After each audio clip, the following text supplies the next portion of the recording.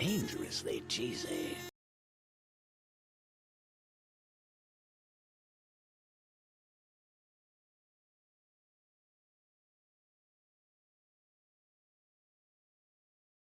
Dangerously cheesy.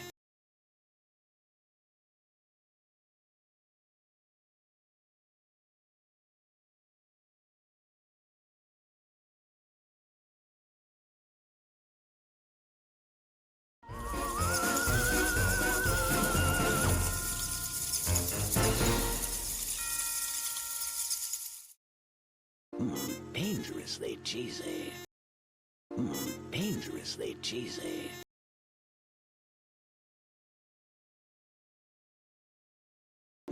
Dangerously cheesy.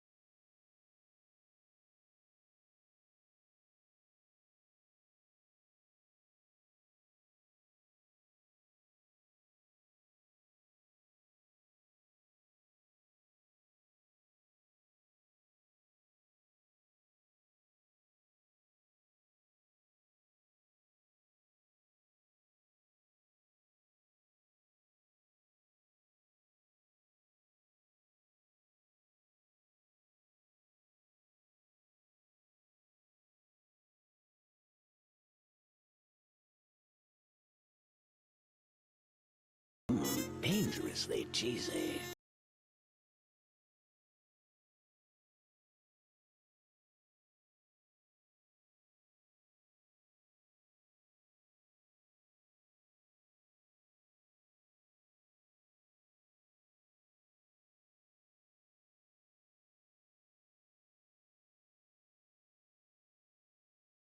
Dangerously cheesy.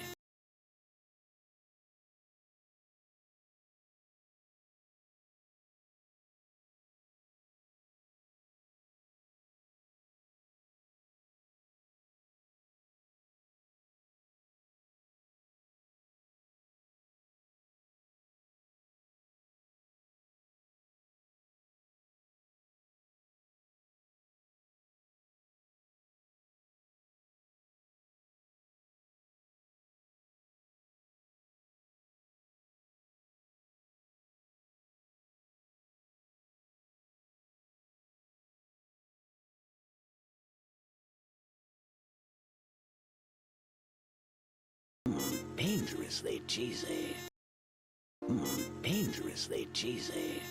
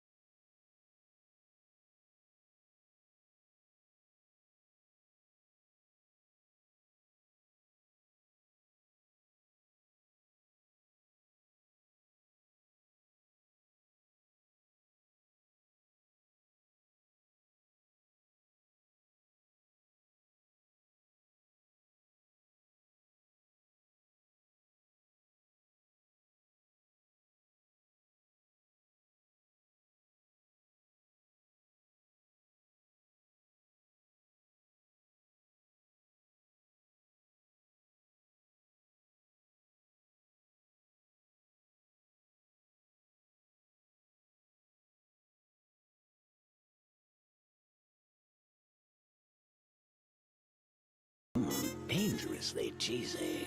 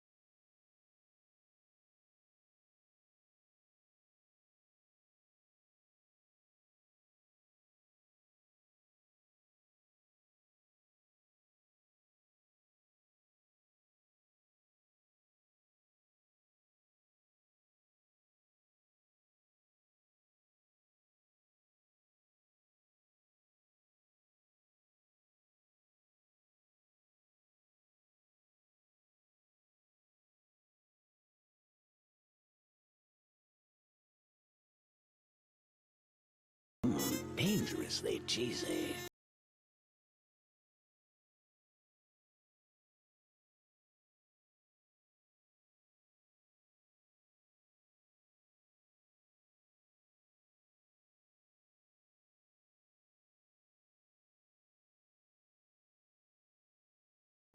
Dangerously cheesy.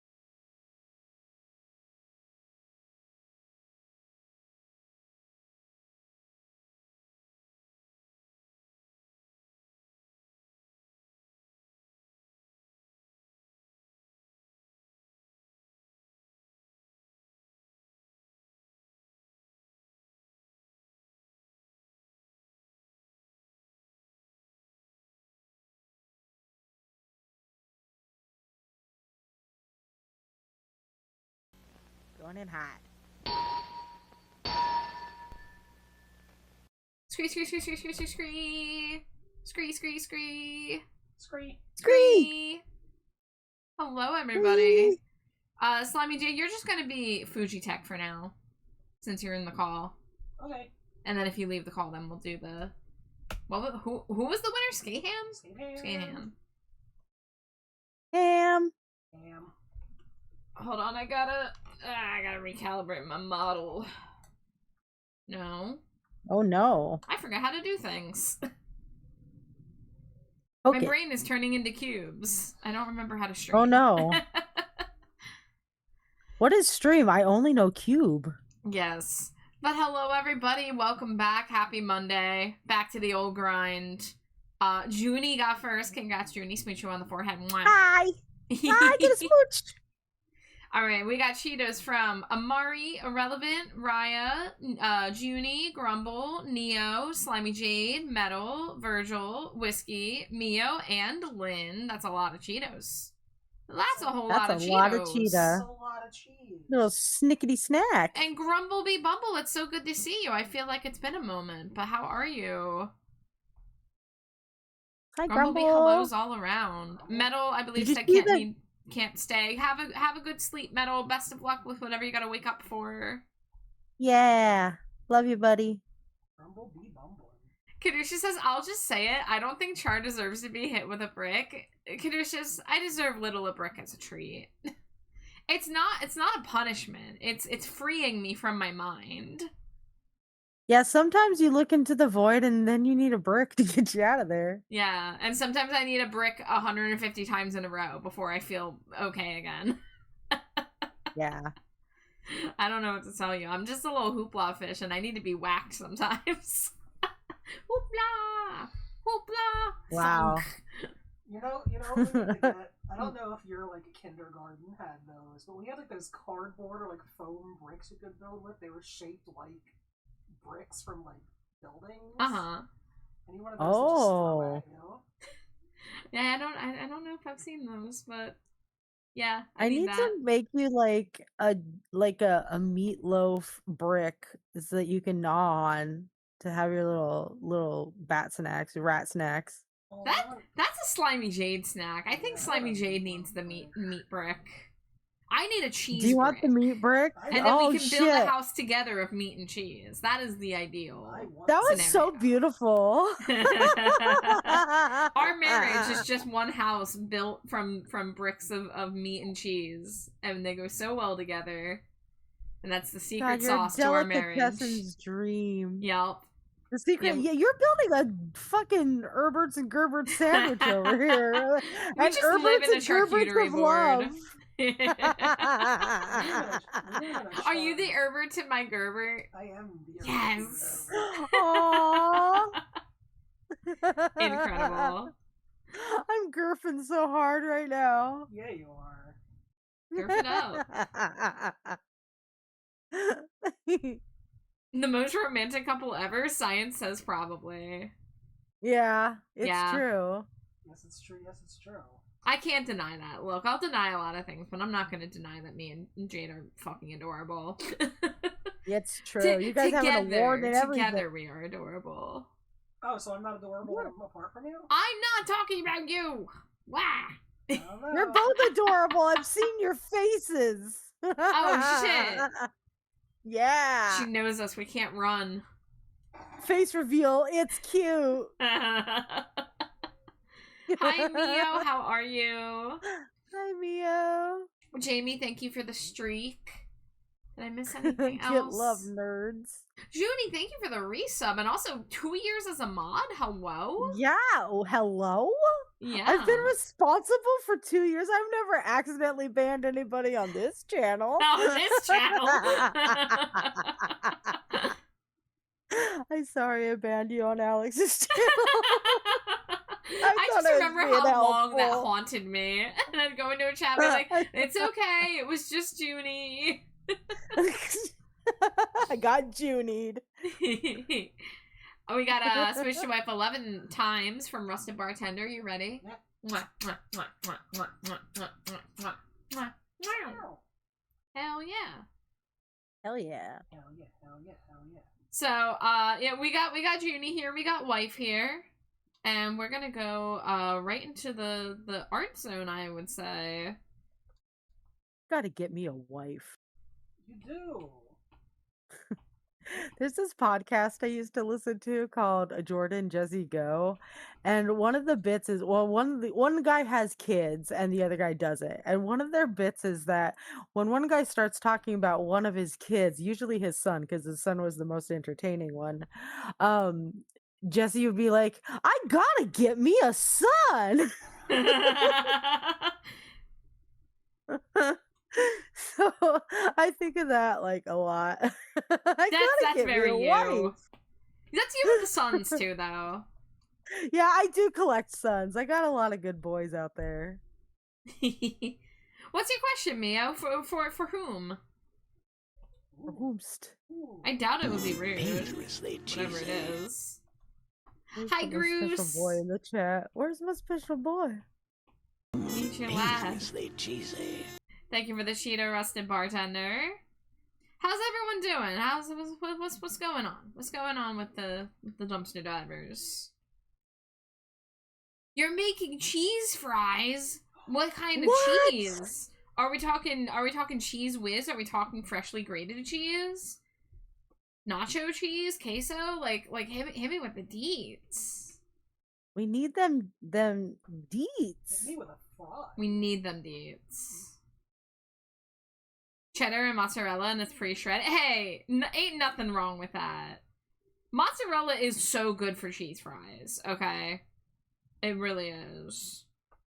Hi, Rad. Yeah, Groose, I'm gonna need Hi, you to cook Rad. those fries for everybody now. I'm sorry. Hey, it's pre-shredded, so you don't have to Yeah. shred any extra cheese. You just gotta share your cheese. Yeah. I'm gonna start handing out paper plates so everybody can get some. Yup. How are you today, Rad? Also, thank you to everybody who came to Album Club last night. We had a pretty good turnout. Yeah, that was a good one. Yeah. And yeah, no, that album's fantastic. That album really did need a concentrated listen with like the lyrics open. Mhm. Because like I appreciate it on a Yeah. completely different level now. And that's the thing, like music as background noise, like it currently is for me, like music as background noise is valid as fuck. If that's like your primary way of listening, that's fine. But as Mhm. somebody who appreciates music on a pretty deep level, like I really do need to sit down and like get to know it a bit. I need to kind of like take it on a date, you know? Or let it take me on a date. You know what I'm saying? Like an album date. Yeah. Hell yeah.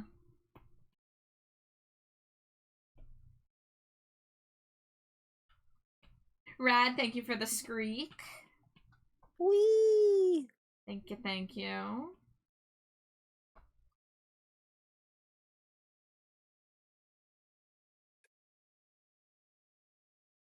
But yeah, I had to tear myself away from my many Pokopia projects. I have a horrible issue with Pokopia, and it's I want to do everything all at once. So instead of taking my time and like working on like the quests, I get distracted. I'm like, oh, I want to fix this road. Oh, hey, what if I just punch all this rock out of here? What if I rebuild this house because it's too small? Like, that's why I started stream late, guys. I was supposed to start streaming like 9:30, but it took me longer to finish building a house because I sucked at building it, and I had to keep fixing the roof. Oh, hi, Kate. I love you. I'm here to lurk. Thank you for the lurk. I really appreciate it. I hope you're doing well. Pokopia is so hope you're easy to just good. wander from project to project, and like that's like probably the intended way to play and all, but Slimy Jade like looks at my play style and is like, why are you not like making story progress? Why are you not talking to the Pokemon? I'm like, because I see a broken road and I see the vision of a not broken road. But So of I'm gonna go punch a million rocks and replace it. But of course, the other thing is, I know that we're gonna get tools to make this easier. So Yeah, but I'm not really min-maxing yet. I'm just fixing the stuff in the story areas. Like, I'm not remotely thinking about the open Pallet Town area yet, for example. Like, that area is just gonna Pallet down. wait until I have a bunch of recipes and am ready to go. But I kind of just like repairing the existing towns and, like, trying to figure out what to put in the open spaces. The other thing is, I want to build the houses so the Pokemon have places to live, and I'm not just making them stupid ramshackle fence enclosures like I have been. So in order to build the houses, I gotta kind of, like, start planning, you know, the whole city, you know? Yeah. Yeah. It's a lot to think about. Yeah. You Gersh gotta says, ponder the orb. my husband thinks it's gross I eat cheese by itself. I was raised to eat cheese by itself. I don't understand the issue. That is one of the most normal ways to eat cheese. Like, that is Just what we've done just for straight years up as a raw society. dog and cheese. For hundreds of years, we've just eaten, like, bread and cheese. Like, come on. Yeah, Who doesn't yeah, just, like who doesn't just peel off a slice of cheese from the stack and eat it? Yeah, like, we What's get the sliced cheese a lot. You know, we'll get, like, sliced, like, Munster and Gouda and cheddar, and we'll have, like, multiple types in the fridge at once, and, like, sometimes I just go in there and I grab a slice and I eat it as part of my snack. yeah. Yeah, hasn't he heard of It's a good charcuterie? snack. Yeah. Mio says, I forget where I am in the commission line right now for the other art, not the Stinko. So Mio, I have, on my list of links, on my card specifically, it's called, if you go to there, there's a link that says commission queue, and it's on a site called Trello. That's how you can always check where you are in the queue, but I can tell you without you having to go look, yours is like pretty much next. Like, I have this commission that's due on the 15th. And I have a Stinko Pop redeem I'm doing for Patsy. But after those two, your next project will be next. And I still have to finish your other one, your Bat by Pride thing. So it is coming up very, very soon. Yeah. Hi, Mommy. Thank you for the Cheeto. Hope you're doing well. Hi, Mommy. But yeah, I try to stay as transparent as I can with the Trello. I have, you know, I pretty much work on things in a chronological order, with the rare exceptions of, like, oh, someone bought a single emote. I'm not going to make them wait 4 months for something I can draw in an hour. So I sometimes slip in some smaller projects ahead. But in terms of the larger projects, yeah, yours will be coming up, like, this month. I'm, of course, also trying to do, I'm trying to do Art Fight, but I'm, still prioritizing commissions at the moment. How are you, Momit? But anybody who has a commission or wants to get a commission, you can always ask me if you forget about the Trello. You can ask, like, hey, like, where am I in the lineup? As long as it's not a, like, I've been waiting 1 month, what's going on? It's like, nah, everything's like a 3+ month wait right now. I've just been very busy and trying my best to balance it all.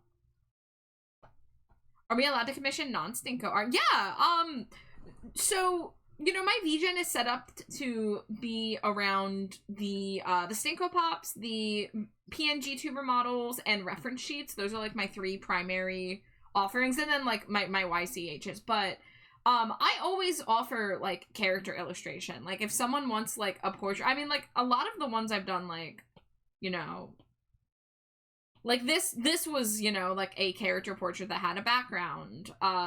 Let's see. This one was a wing it commission. This one was literally, you give me your character and I just do whatever I want. So that's what that one was. But, you know, I do, you know, like, just character portraits and stuff. I don't have, like, a listing for it specifically, but, I basically figure it out on the spot based on, like, what people want. Like, do you want a half body? Do you want a full body? Do you want, you know, a background? You know, etc., etc. Hi, Sundrake. I haven't done a commission, but where am I in the list? You're at the top, Mama. You're at the top of my heart.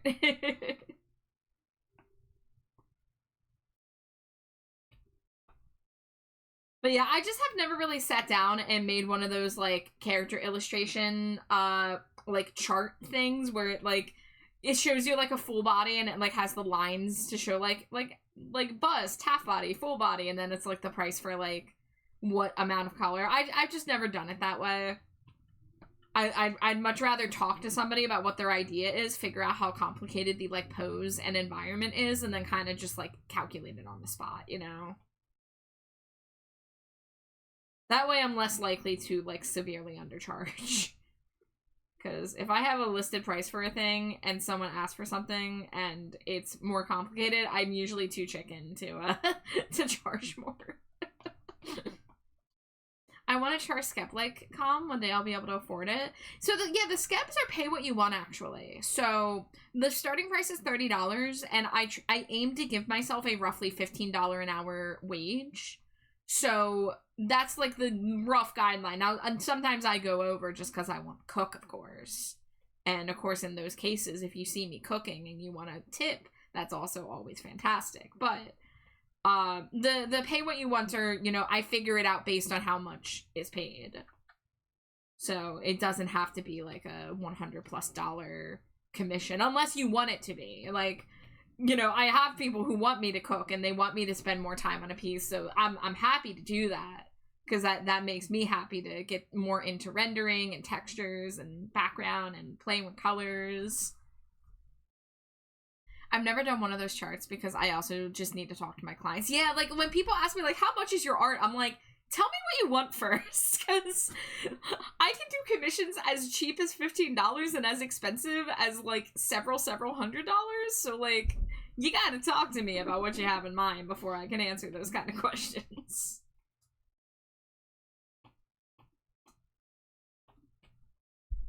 You can't ask me for a full body because sometimes I might add a prop that covers some portion of the legs or whatever, or a half body I might wind up drawing more just because. Yeah, honestly, like when I do a half body, I have to be like, how much leg do I draw? Because I usually, like when I do a half body, I kind of end up drawing the thighs too. It's like, this is really like almost a full body at this point.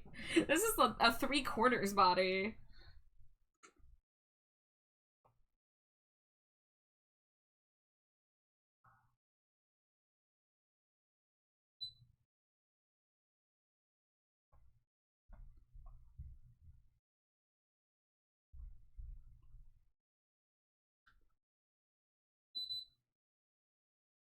I would like a 7/10 body, please.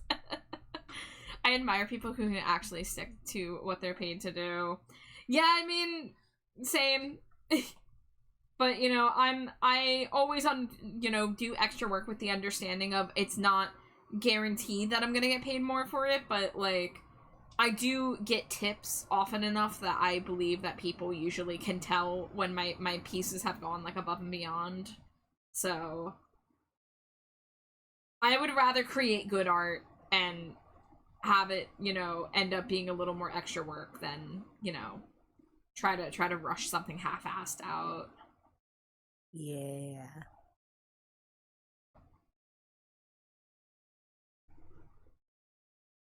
That should be good enough to sell art. Aw, Mommy, I'm sure you could sell commissions if you wanted. Mommy, I would buy your art? What the fuck? Yeah, and I was gonna say Junie will be first in line. For God sure. damn. And of course, not to mention all the people who wish that they had the money to commission people, you know? Yeah. Because there's so many fucking people I wish I could commission. And I can't afford to. I'm barely making ends meet as is, so just remember that your marketability does not only come from how many commissions you sell. Because you have people who will be following you for months or maybe years, just waiting for the moment that they're financially stable enough to order something. You know?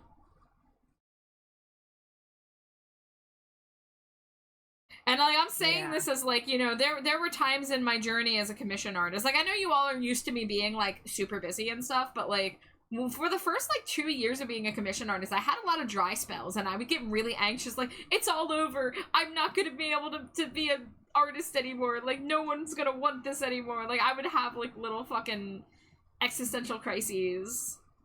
And at the end of the day, like maybe I wasn't selling during a certain period of time, but like the economy sucks, people were losing their jobs, like prices for other things were going up, so it wasn't just like my art was getting better, but that didn't mean my orders were ramping up in equal part. And like really like selling commissions at the end of the day comes down to you need to know how to network, and you gotta be like, you gotta be lucky sometimes too, just straight up. Is that a Smooch to Wife 10-pack?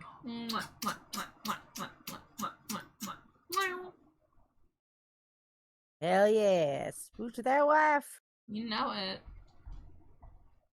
This is beautiful. The line weight is gorgeous. Thank you, Kaiser. Yeah, I'm literally just starting the shading, Kaisi! but thank you for complimenting the line art. Yippee. How are you, Kaisi? It's good to see you. It is a Junie. Yes, yes. It's a Junie. Neo says, the last time I didn't even technically open my comms and I still sold out. You'll find your audience. Yeah, like, it took me a while. It took me a while, and it was me, like, I spent a lot of time drawing free art just to, like, keep busy and keep improving and stuff. You know, like, a lot of, like, the early days of Stinko Pop, like, when I would have dry spells, I would just do gift Stinkos for friends or myself. And, like, that helped me get to where I am now, you know? Like, sometimes you gotta put a little extra work in before you can start getting, like, stable orders. Network? What kind of net do you need to work on? Fishing nets? Yes, you gotta reel in a big one to get a commission artist. Networking's all about selling yourself. Yeah, and, like, in my case, like, I've never done anything to, like, play the algorithm. Like, the most I've done is, like, back when I was on Twitter, I would avoid using hashtags, as stupid as it sounds. But using hashtags on Twitter was actually detrimental. But I don't like doing, you know, I'm not on TikTok, I'm not doing Instagram Reels, you know, etc. Yeah. And in my case, becoming an art streamer kind of helped me find my audience. Because now my art, instead of being, oh, I'm scrolling on Twitter, I'm scrolling on whatever social media, and I see this art for 1 second, and I maybe hit the like button, and then I keep scrolling and look at 1,000 other images. Instead of just being one of those drops in the buckets, now it's like, people come to the streams and see how long it takes for the art to come together and get to see it at various steps of the process and get to ask questions, and, like, that's kind of been a big thing for me, being able to make it a business as opposed to just, like, kind of crossing my fingers and sitting at a desk waiting for people to show up. But different things work for different people, you know? Like, my way is not the only way. It wasn't, you know, I didn't hit any jackpot here. Also, Jamie, how you doing? I hope you're excited to get your doll. Doing?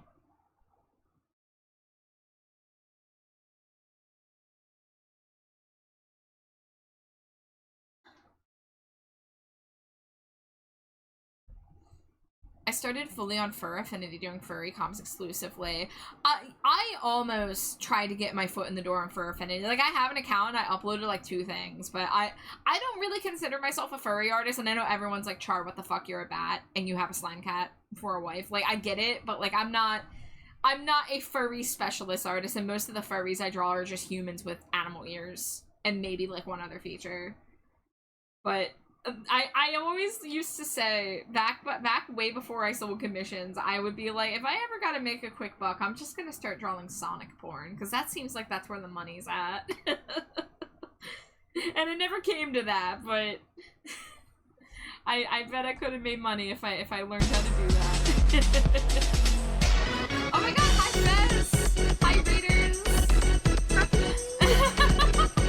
You heard that? Oh god, why did you have to hear that? Hi Fez! Welcome in, everybody! If it's anybody's first time here, my name is Trash Bat Char. My pronouns are they, them. I am joined by my best friend Magical Junicorn and my wife Slimy Jade. That's me, I'm Slimy Jade. And listen, I can explain. If the first thing you heard was me saying that I would just draw Sonic porn to make money, this was a dumb little offhanded comment I used to say years and years ago. I wasn't even a furry artist. I wasn't even selling commissions. It was just a hypothetical, I bet that's where the money is kind of comment. Okay, that's all it is. Yeah. I've never done it. I've never even looked at it willingly. Obviously, it's landed in my lap more times than one, but... There's no shame in if you did anyway. You know what? Live your fucking choose your bliss if that's your bliss. I feel like that SpongeBob scene where they lift the building and it's the guy sitting on the little tricycle with his lollipop and propeller hat, just being like, oh, I can explain. That's what I feel like right now. You need to draw that for this situation. Oh, I do. You haven't looked at any Rouge the Bats? I'm shocked, Char. Fest says, I did baby's first art stream. I was playing Pokemon Art Academy. Pumpkin was one of the lessons in the next segment. Fest, please, I beg of you. Either let me know when you're doing that on stream or send me a screenshot of it when it is done. Because I literally collect Pumpkaboos drawn by people I know. So if you draw a Pumpkaboo, I want to add it to the Pumpkaboo pile. Yes. To go in my glorious pumpkin museum. Oh, you're sending one in DMs? Let me see. Oh, it's a little Inkay! Oh, they look so good. Oh, I love the clouds. It's so cute. Am I allowed to show it on stream? Because if you approve, I'll show it off to everybody. Yeah, I want to see. Iona, welcome in. Okay, all right, let me open it. I will do the red eyes for the model in a momento.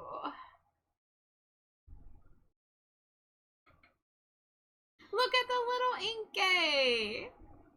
Little baby! Look at that background. I love like the little stars. It's just a little baby. This was my first time really arting, and I wanted to do it live despite being absolutely terrified. Fess, I shake your hand, or pat you on the head, or whatever you want.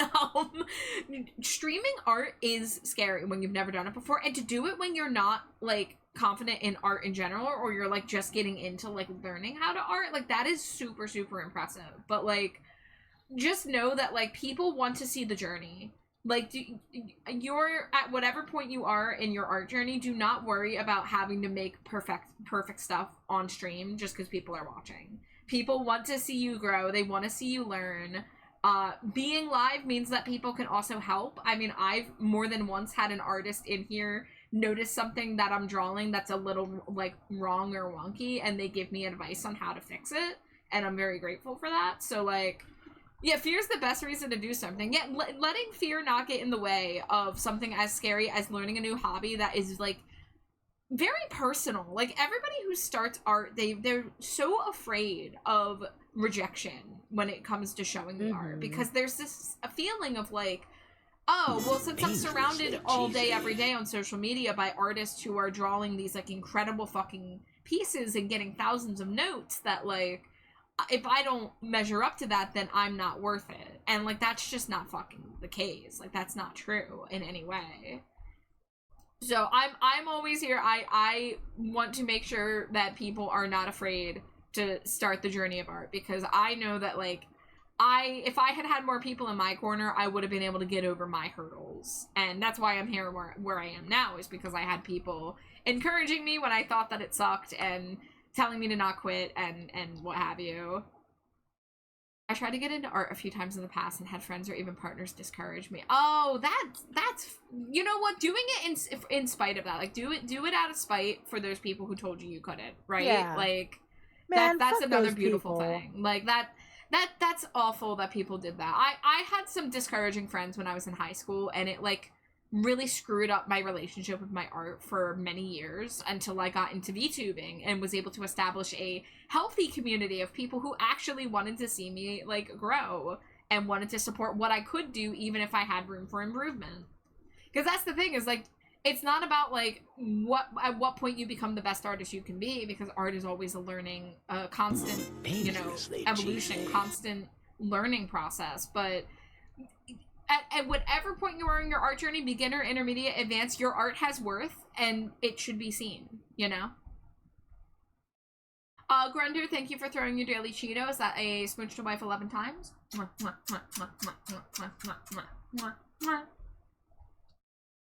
I was given a bunch of art supplies by a friend and even an art tablet by the illustrious Manticora. The art stream was because I promised it to him. That's so good. Like having people who you can ask questions and get advice and get, you know, straight up supplies, because getting into digital art like is expensive for the first time. Like it's you have to be committed.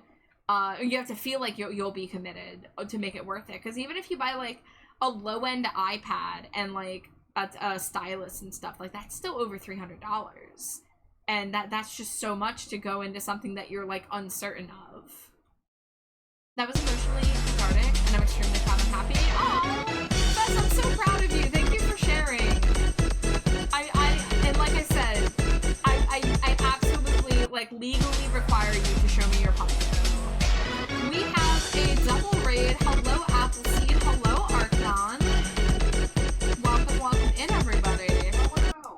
case anybody is new here, my name is Trashbat Char. My pronouns are they, them. I am joined by my best friend Magical Junicorn and my wife Slimy Jade. Hello.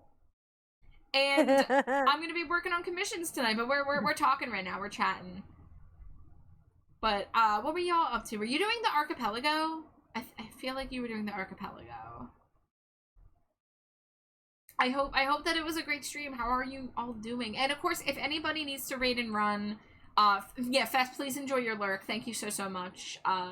Best of luck in your art journey, and you can always add, like, if you have any questions, if you need a second pair of eyeballs on something when you're trying to draw, like, you let me know. I am here. But also, yes, I need Pumpkaboo. Photos of Pumpkaboo. Yes, slams fist on the desk. Bring me more pictures of Pumpkaboo. Yes. But Appleseed and Arknon, thank you for the double raid. I hope you enjoy your evening if y'all need to get going. But thank you so much. Grunder says, be ready for the Jurassic Park marathon because Sam Neill has passed. AKA Dr. Allen, and Godzilla Supernova will be the last thing he's in.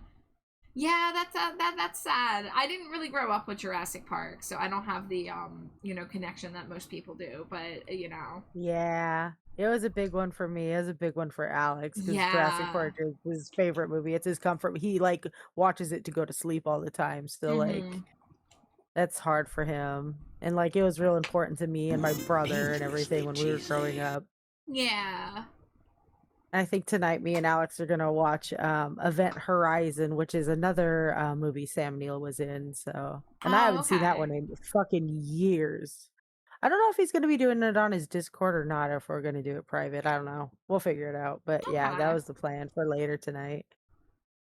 Arknon says we were doing an archipelago race against each other. My brain short-circuited. Oh, I didn't know that you could make it competitive like that too. Okay.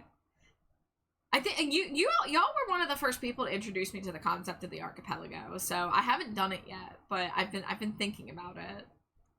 Hi Callie, thank you for the hydrate, thank you for the Cheeto. Thank you for the hug the giant Pumpkaboo, Grunder. Giant Pumpkaboo! Because we were just talking about Pumpkaboo. Smooch the wife. We're just using the same seat. Oh, okay. This has gotten me thinking. I would like to try something like that sometime. Okay, there's my hydrate. Okay, how the giant Pumpkaboo again? We can do that. Pumpkaboo, the pumpkin Pokemon. Giant Pumpkaboo. Okay, and then I haven't drawn anything on the canvas in like 15 minutes, so I do gotta start working. But thank you so much, everybody.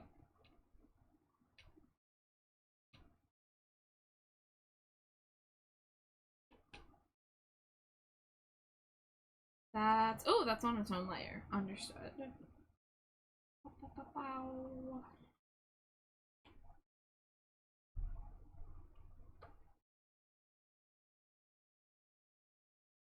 Canvas touch, trying to get distracted again. God damn it.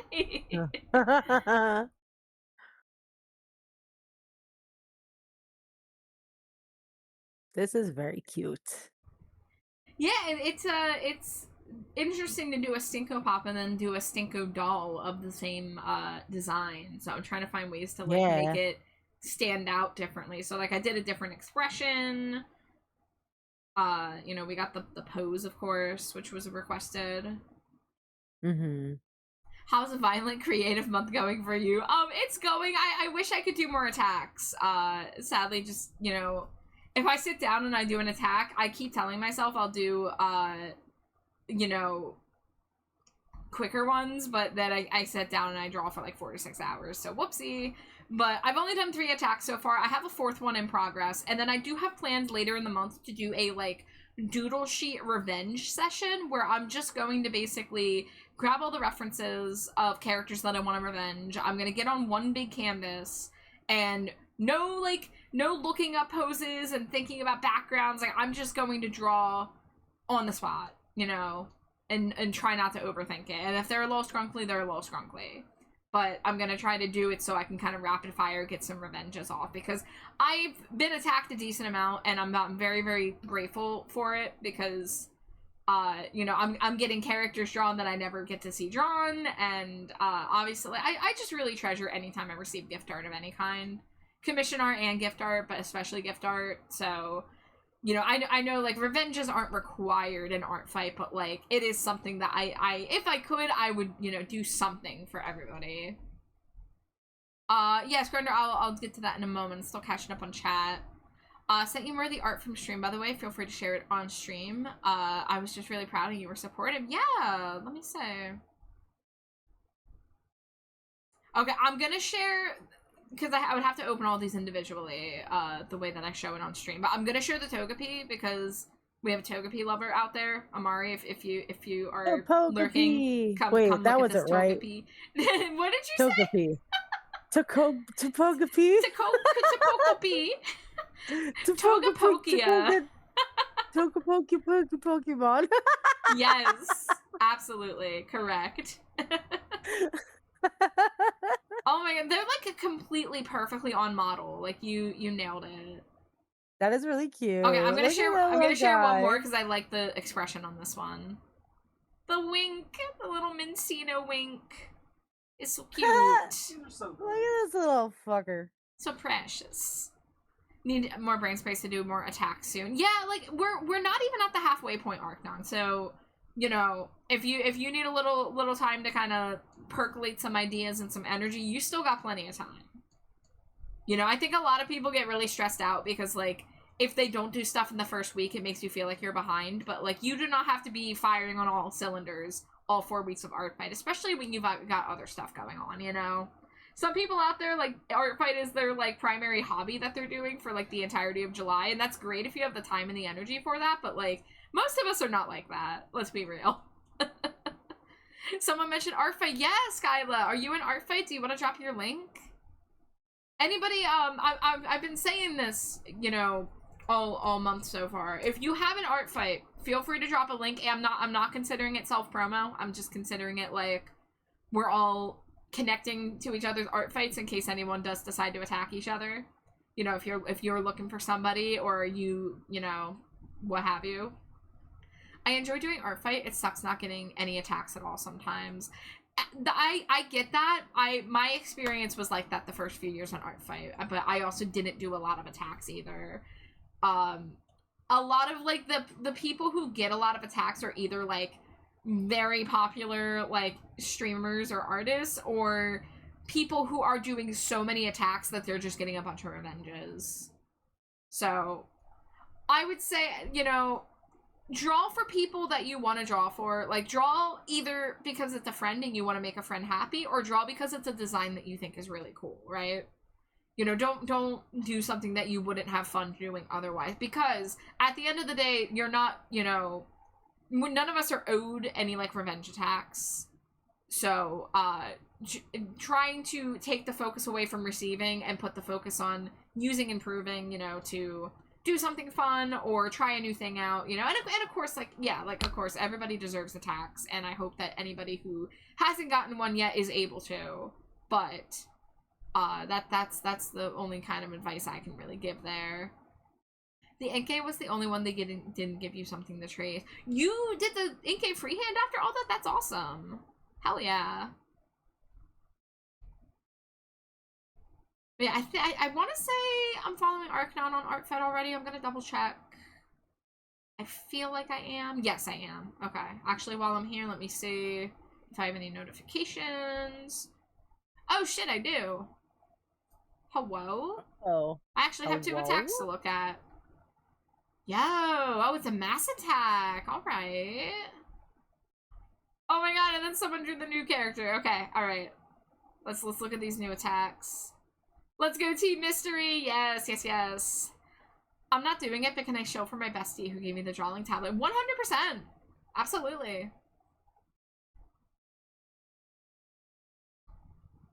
All my friends either aren't on art fight or are on my team. I'm hitting all strangers I love designs of. I genuinely, like, I do not do it based on team. Like, the very first attack I did this year was a revenge on somebody who hit me last year, and we're on the same team. And I was like, shrug.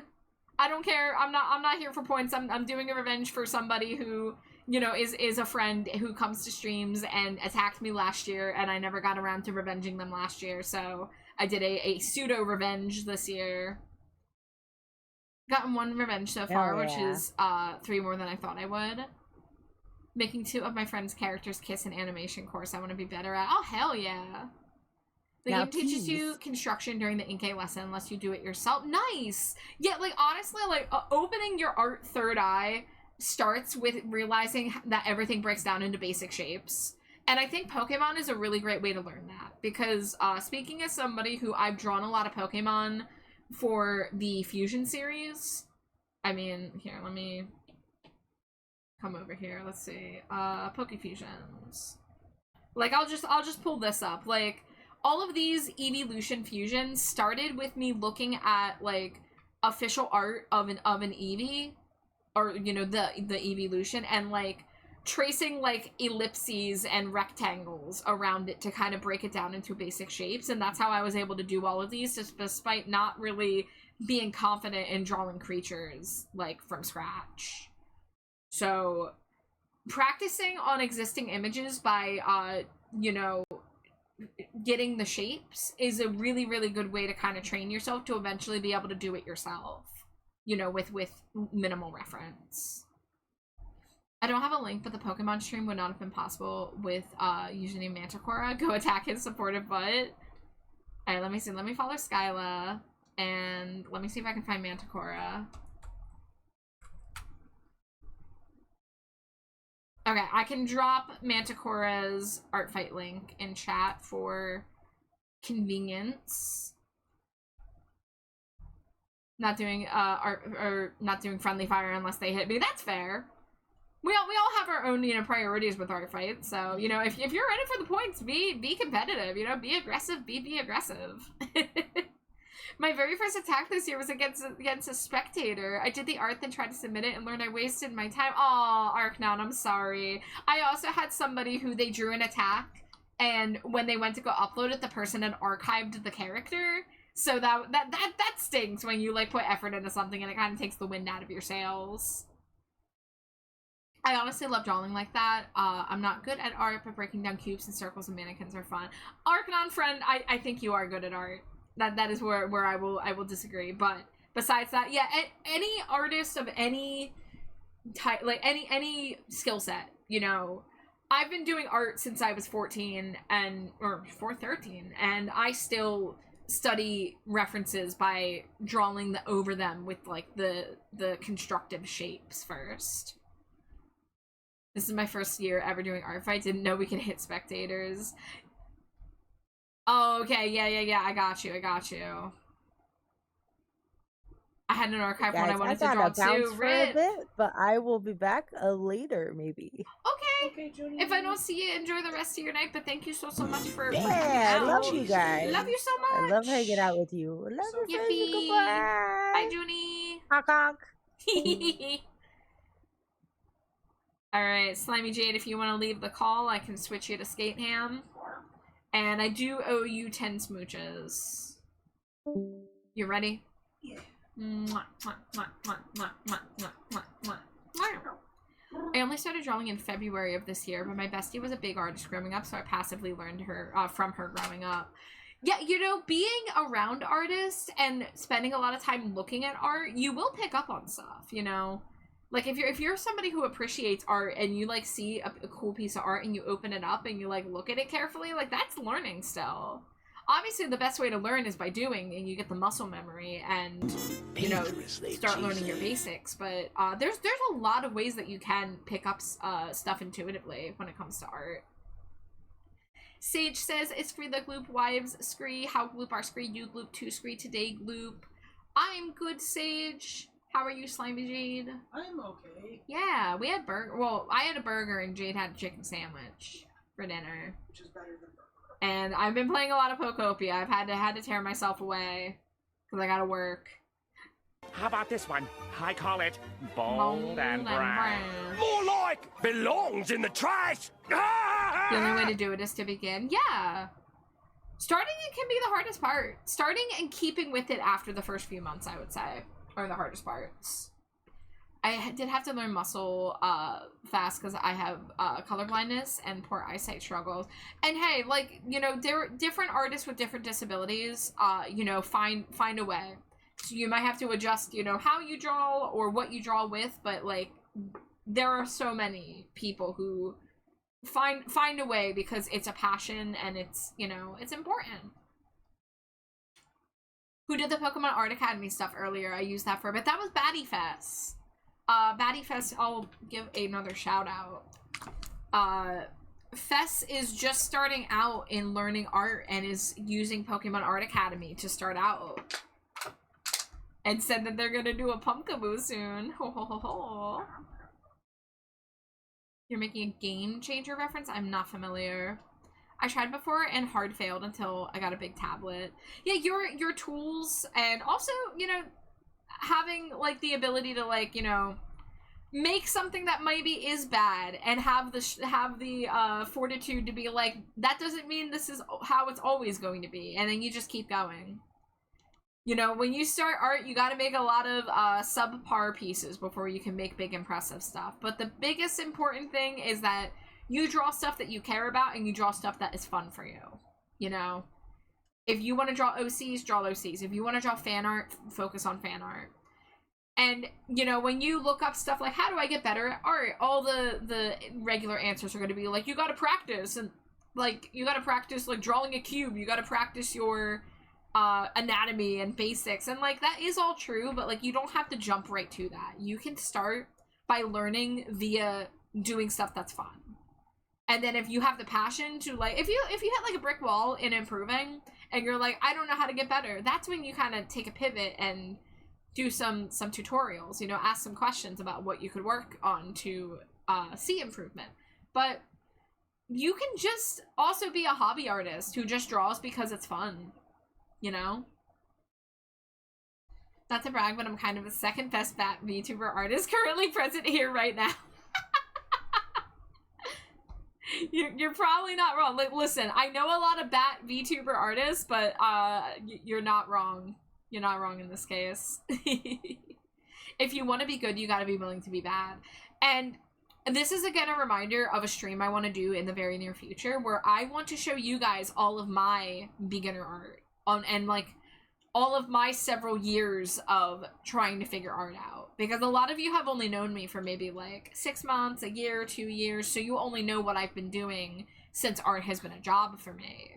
But there's many years of art being, you know, a hobby and a self-learning thing, and you, like, I feel like there's a lot to learn by seeing that journey and knowing that an artist who, you know, you might perceive as being, like, skilled or talented or whatever, like, had to come a long way to get to where they are, right? Also, all art looks bad until it suddenly doesn't. And also, we're all our own worst critics, and we see flaws that other people never will. So that's another thing. Don't create in a vacuum. Try your best to include friends in it, if nothing else. Like, if you don't want to post it on social media, that's so valid. But, like, if you make art, I say if you're struggling to like it, get your friends involved and talk to your artist friends, for real. Okay, we're still talking, so I'm gonna hit an ad snooze, because I can do that now. For me, it became, I spent too much on art, can't I just draw my own? Because I look at all these other art pieces and recognize how it's done subconsciously. Let's just try it, and I took off. Yeah. You know, and being, you know, buying commissions, yes, excellent, fantastic, support artists, but if you can't afford to get all the things you want to get, you can just take control, you know? Being an artist puts the power in your hands. Sage says, I got lucky my last year of high school. I got art, so I was drawing every day, and I did actually very much improve. Like, I can find the first thing from the start of the first semester to my final. You'll be amazed how fast improvement comes when you're in the early stages of learning art. Like, you'll be able to see a difference really fast. And then, like, looking at the comparison of, like, your first drawings versus after you've been doing it for a few months, like, is really cool. I have photos of old art from high school and middle school. I have art from middle school I can show as well. Yeah, I would love to do a, like, a session where we'll go through like, you know, if other people want to submit their like examples of growth and show their kind of like art journey, you know, we can kind of all share that with each other. I mean, every now and then you guys will see me pull up like an old piece. I mean, literally the other night I pulled out what I call my most shameful piece, which is a really, really horrible drawing from like 2009 of Death Note. But we definitely will do that. And if this helps anyone who's newer, but I know for me my biggest struggle was being forced by schools to think I had to do sketching when my brain doesn't work that way. I do not sketch, I only line art. All of us have different ways of approaching it, and that's the thing when it comes to art styles. Some people feel like art style just means this flashy thing that is like, you have to invent it, and it has to be unique, and it has to be like super like impressive. But our art style is actually just the culmination of all of our experiences and you know, how our brain works. You know, for me, I have to sketch first. I have to start a drawing with like, hold on. Like if I have to draw a head, I still start with drawing a freaking circle. I draw like a circle and then I draw the guideline for the middle and then I like connect the jaw, right? Like I could probably do that without it, but I always still start with the circle so I know exactly like what point is the center of the head, you know, and can make it like, okay, so like the eyes would go there, the nose would be there, and the mouth would be there, you know. But I have to do sketches before I can do line art. But the other thing is I don't like doing lineless work. I don't really like doing painterly stuff, at least not regularly. I only like doing line art. I really like having nice, crisp line art. So different people will gravitate to different things, and they're all valid, you know? That's me. I started improving my art because I was like, if I can't buy it, I'll make it. Realizing I had free will as an artist changed me. Yes, for real. Like, you can just draw whatever the fuck you want. Like, within reason, of course. But, like, if you want to draw your OCs that you think are cringe, fucking do it. OCs are awesome. Make characters that, you know, exist in other universes. Covered with scorpions. No! Covered with scorpions! Arknaut says I do pixel art and I always have to draw a pose in analog or other art first. I would be the same way. If I did pixel, I know for a fact I would still have to sketch it traditionally first. A circle doesn't go in the square hole. I was a writer before I even started school as a child. I had images in my head very vividly, and I can see very well outside of my head, so I have to focus on what I see in my head and how it feels and not how it looks. See, and meanwhile, I'm on the other end of the spectrum. I barely can see images in my head. I, like, have to focus really, really hard to get anything more than just, like, a vague, blurry, colorless, like, blob. So, and there are artists with complete aphantasia, which is where they cannot see images in their head at all, and that's, for some people, why they're an artist, because they can't visualize those things internally. So, we all have different reasons, we all have different brains, and, you know, that's why you see so many different art styles, because different things work for us in terms of, like, how to construct a figure, how to approach a background, how to deal with colors, you know? My weakness is loving all art styles and wanting to do it all. And being a jack of all trades is a great thing. Like, not boxing yourself into, oh, I have to do this because this is my art style. Your art style could be that you try other things and that you test stuff out, you know? Hi, Ghoul, how are you? Hi, Astra. Some of us can't draw traditionally. When I said traditionally, I meant more just, like, the, sketching it. You know, I draw digital primarily now. I haven't used physical tools in a while, but I did start physically. Okay, guys, I've been yapping so much. I need a break. I will see you guys in a few minutes.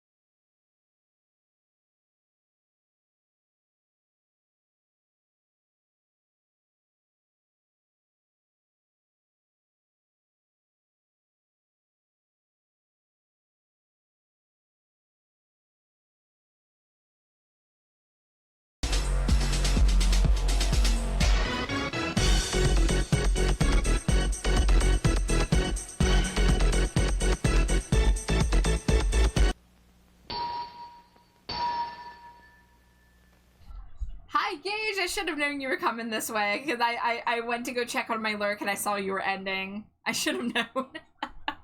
I don't know if y'all are in ads. Let me know if you are out of ads. But if you can't hear me, hello, hello, welcome in, everybody! Scree. Get my glove back on. Nope, let me mute my new lurk. I had to hit my random character 10 times to find someone not on my team or spectator. Wow. Okay, it says ad break is over, so hopefully everybody is now out of ad break, but welcome in. If it's anybody's first time here, my name is Trashbatchar. My pronouns are they, them, and the slime creature next to me, that's my wife, Slimy Jade. That's me, Slimy Jade. And we are working on art tonight. I'm working on a commission.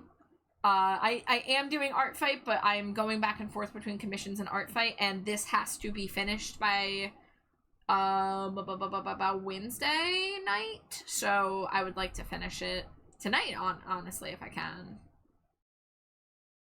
Oh shit, Zoe, someone else already redeemed the red eyes and I legitimately just forgot. So oh, wrong thing. I'm gonna put him on. We had a bunch of raids, so I've kind of been having trouble keeping up with the redeem queue tonight, so we can refund since somebody already paid points for it. And that was on me for forgetting. Did I click this? Okay, I did click it. Whoa, this looks so cool. Let me see if I can zoom in. Yes. Oh my god, the see-through effect, the dithering. This is so good. Thank you. But Gage, this is fucking radical. I love this. I hope that it was a great session.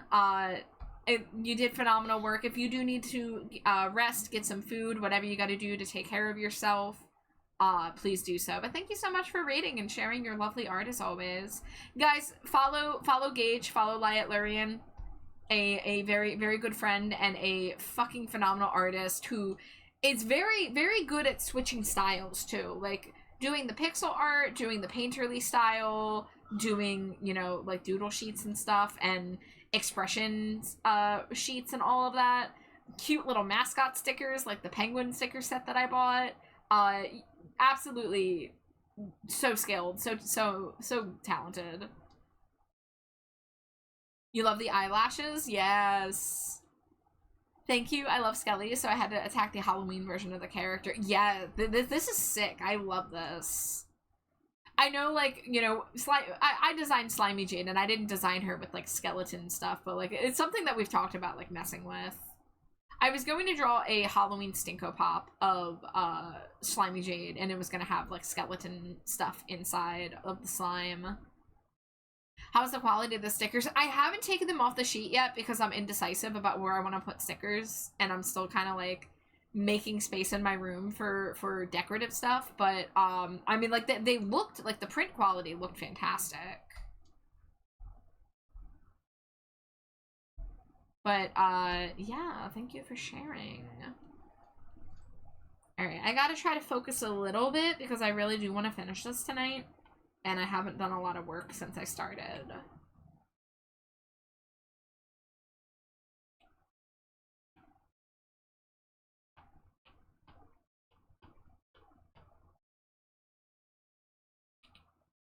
But yeah, thank you guys for sharing your art fight, sharing your art taxes, and chatting about art. And I promise you, we will sit down and do a stream where instead of, like, you know, stopping to talk about it while I'm in the middle of drawing, we can, like, actually, like, look at images and, like, have a full, like, lengthy discussion. Because I think talking to people about how the art journey goes, how realistically how much time it takes to see improvement, the common pitfalls of what might make you lose your passion or what struggles you might face. I'd really like to do everything I can to give you all the information I've learned from my journey to make sure that nobody has to fall into the same holes of almost quitting like I did. Okay, I also realized I did not finish showing you guys the attacks that I just received. It's been very busy, so I'm having trouble keeping up with everything. But this is the character. Third image is the one. Yeah, this is radical. I love the bright green for the skeleton and the slime being like kind of translucent and darker. That is excellent. Not me realizing this after getting into Ghost, then look back at Naruto and realizing Hiden fits the type. Yeah. So, I did get 2 new attacks. This one is actually of a brand new character that I was literally just gifted like 2 days ago. So this is by Soon Sixter? I don't know how to pronounce that. But this is my new character. I named her Sematera. I was trying to think of a very Monster High pun name. And it ended up working out because when I was showing this character off and asking for name ideas, somebody said Spectara. They said like, oh, like Terra, but Spectre. And I was like, oh, well, Monster High already has the name Spectra, so that would be too close to comfort for me. But I ended up then going to a name generator and being like, let me look up some names. And the first one I got was Terra with 2 R's, like Terra. And I was like, okay, something in the universe is telling me to include Terra or Tara in this person's name. So I ended up like just looking at a giant list of words associated with ghosts since she has the ghost cat. And I landed on Sematera. The upside down crosses are so good. Yeah, the inverted crosses for the pupils, the horns, the outfit with the mesh shirt and the hairstyle were like 2 of the requests basically. So let me show the character design. Oh, I'm not on the page. There we go. So this was a design gifted to me by Love Litchi based on there was this adoptable several months ago that I tried to purchase and I was too late on purchasing it. So Litchi was like, I'll do something for you inspired by that since you missed out on it. So took the general like color palette and the style. The main piece from the adoptable that kind of got incorporated into here was the mesh shirt. But Litchi really like made it their own. I provided a hairstyle reference and they ended up adding extra stuff to it that looks really cool. But this is the second time Litchi has designed me a little like adoptable OC. But you know, brand new Blorbo, just born, literally 3 days old. But I'm gonna incorporate them into my like characters inspired by Monster High stuff because I have a couple characters that I'm kind of gonna start grouping together as like they're in the Monster High universe, they just don't attend the school Monster High, you know, because I want to have adult characters. Litchi's a fucking badass, amen. Indeed. Should have done the inverted cross eyes for Dulcet. It's never too late. It's never too late to do design updates. It could also be a thing that like shifts. You know how like my VTuber has the white sclera with the purple blue eyes, but then I switched to the black sclera with the red eyes? They're both canon. They're both canon. I just use whatever is wanted in the moment. Nice art, reminds me of Monster High. Excellent. Fantastic. That is what we're going for in this dumpster. This character here on the screen that was designed by my friend, that is definitely Monster High vibes. I've had people tell me my VTuber gives Monster High vibes. Oh my god, another raid. Hi Nyx, hi Raiders. Welcome in. I know most of you from Nyx's side loop of Twitch are familiar, but if you have not been here before, my name is Trashbat Char. My pronouns are they, them. And the green slime creature next to me, that's my wife, Slimy Jade. Hi, I'm so slimy. And I'm going to be working on commissions tonight, but frankly, I have not done very much at all because we are yapping. we're talking about art, we're talking about art fight, we're talking about OCs. I was just actually showing off some attacks that I received today, and then so we still have one more to go through. But let me get that hydrate. Thank you, Opal. I just realized this song is like not audible. But Nyx, I hope you had a lovely stream. What were you doing tonight? You were doing Vampire the Masquerade, right? Yes. I hope that you've been having a great time with that game. I really got to get back into that game. It's so good. But if you got to raid and run, raid and lurk, get some dinner, get some snacks, you know, rest up, you know, please put yourself first. But thank you so much as always for the raid. Guys, Nyx Kami is a lovely person and lovely streamer you should be following. So, wink wink, nudge nudge, click the link in chat. When they're at the ministry, they have the inverted eyes. True ghoul form, they have the goat-like eyes, or maybe the other way around. Yeah, like that's definitely an idea, to have it be like a shift thing. And then you can like play with the idea of doing like other outfits to go with it. Like, there's a lot to work with there.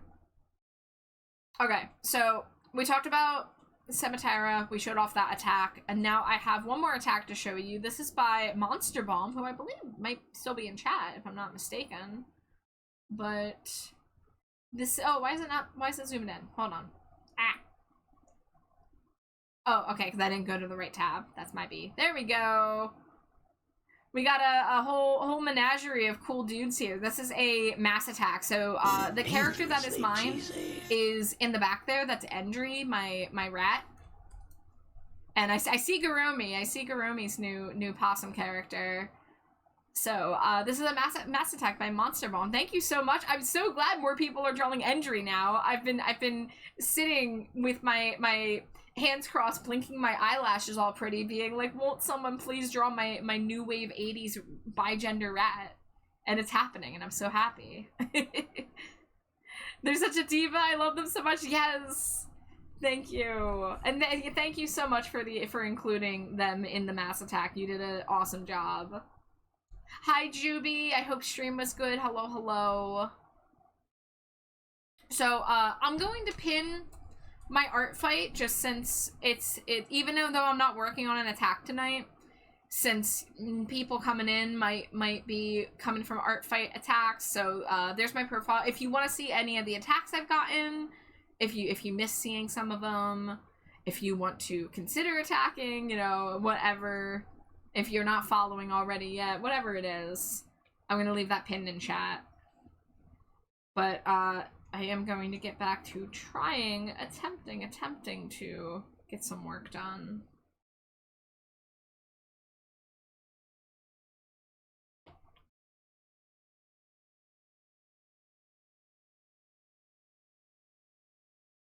Dangerously cheesy. Doing art in this economy live on Twitch. Hi, Nisa. Welcome in. How you doing, Nisa?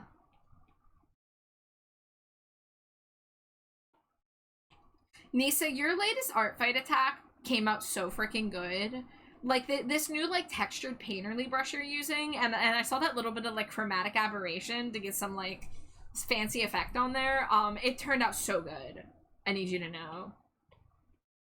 I'm hyped for you to see you trying new things out. And glad that you're having fun with it, it looks like.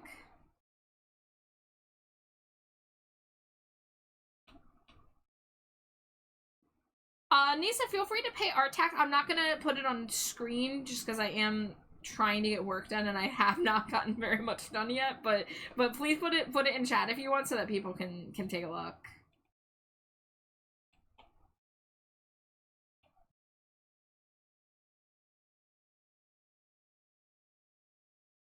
When you do art for people, Char, do you do random character or look people up? In my case, Arknon, I personally know so many people that are doing art fight that I am primarily focused on people that I'm already, like, acquaintances or friends with. In the past, I did look up characters based on tags. So I looked up characters with, like, Halloween or spooky or pumpkin or whatever. Because one of the first art fight attacks I ever did was for Dokeki. And it was of their character Spectre Tomb, who's like a Halloween-themed Siamese cat.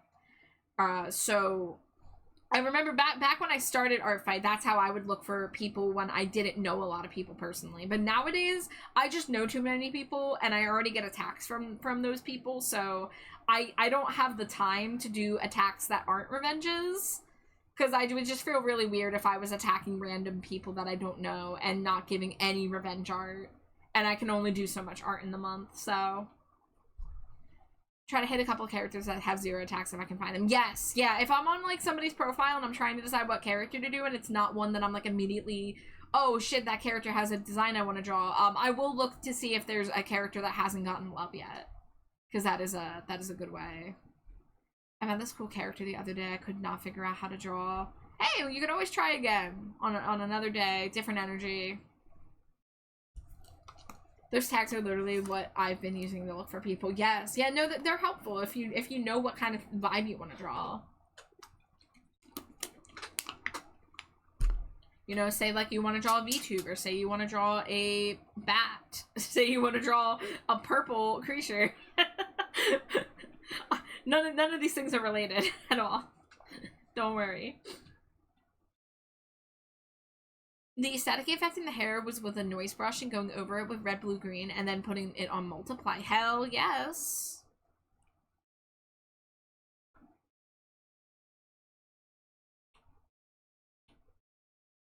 Oh, how do I want to do this?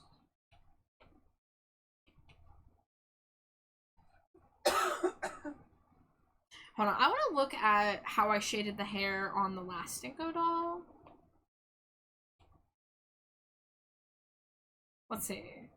Yeah, I did like little like hash marks. Okay. Alright. Whoops.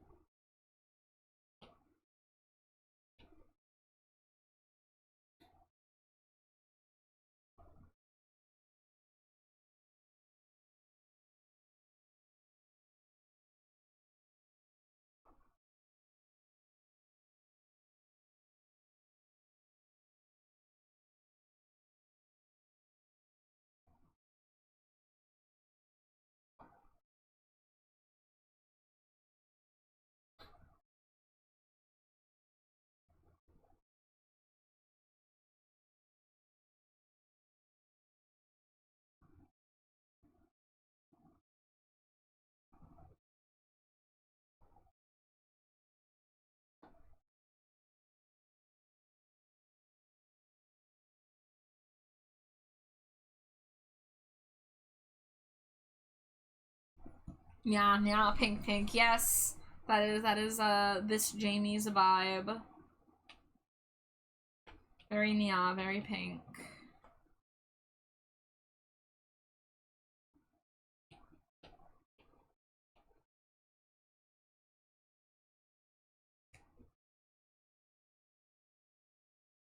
The single lips are so slay, just give them the nails. Yeah, I did it. So I only had one reference picture to base them off of, and in that reference image, the lips are very, very prominent like that. So I thought it was, you know, would be cool to keep it that way. I don't normally draw them that juicy, but, you know, with the characters that have, like, juicy lipstick, I usually try to honor that how I can.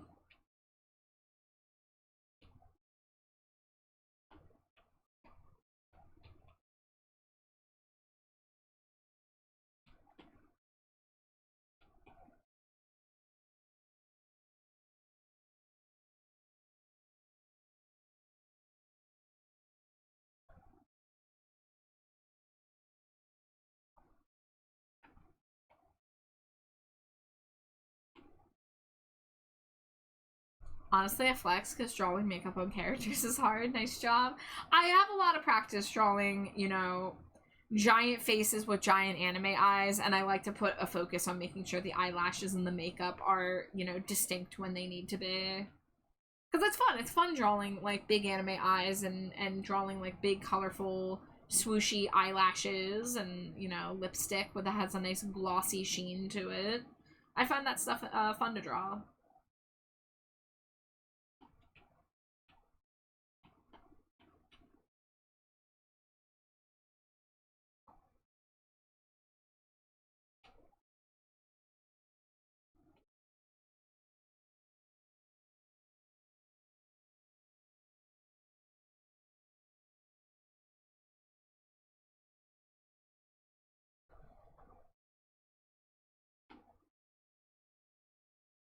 Yeah, we gotta shade all of this tonight.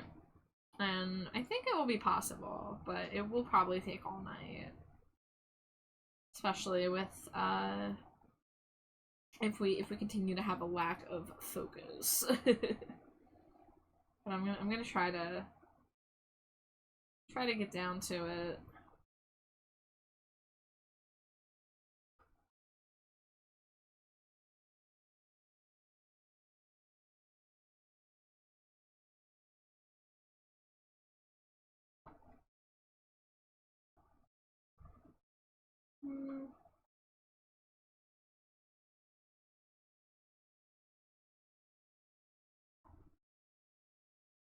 Mouthful of black pepper. What are you eating?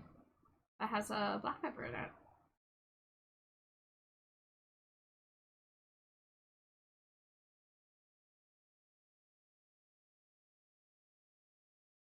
Subway sandwich. I didn't know, I don't know many people who still eat at Subway.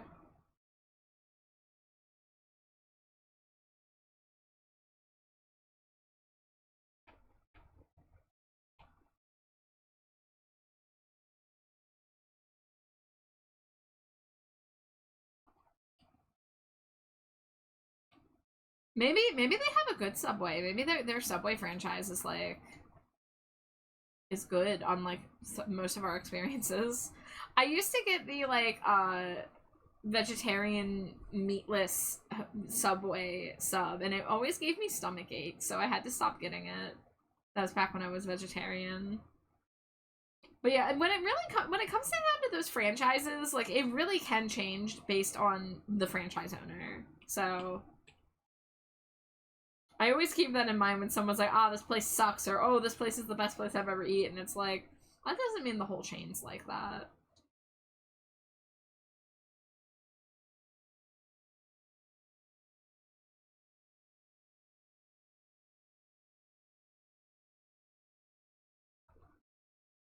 Love the free food every shift. That definitely would make it easier, yeah.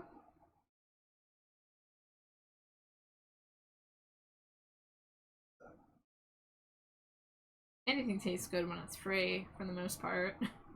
That's not actually entirely true. But free is a good flavor.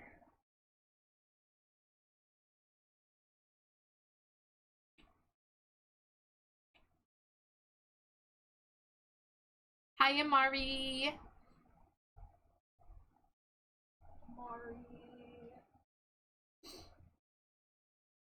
Italian urban cheese? Oh, yo, that sounds pretty tasty. I would eat that.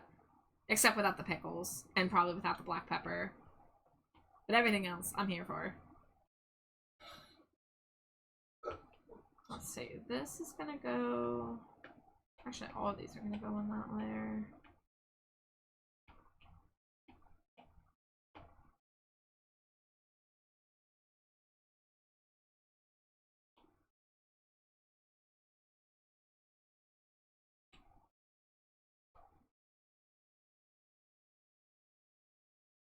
Okay, so I'm gonna have to just freehand this, that's fine. I was gonna try to steal my shading color. But skin shading color usually just gotta go into the pink. Like a half desaturated pink.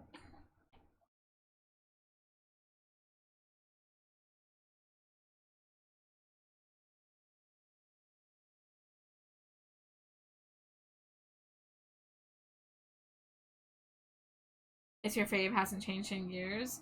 That's me with Wawa hoagies, so like, I feel ya. I still order basically the same exact Wawa hoagie, except now I get it with tomatoes because I used to not like tomatoes, but something has changed in my taste buds, and now I'm cool with tomato.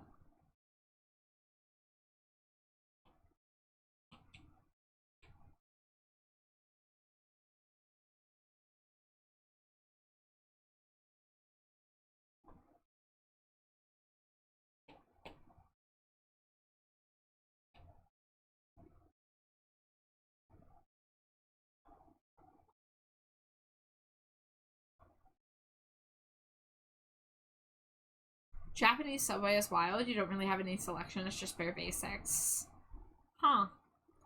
What's making it relevant? Watch my Tism movie franchise. I see. Hope it was a good time.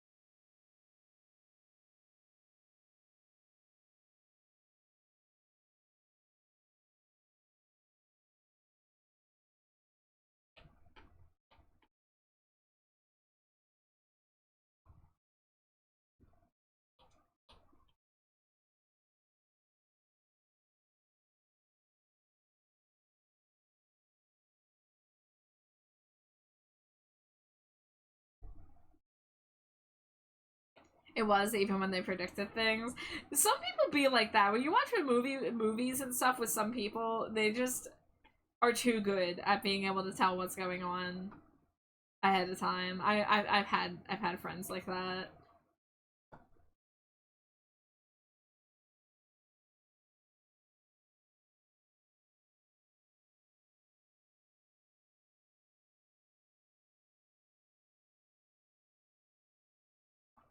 It is non-binary awareness week. I found that out via Rad.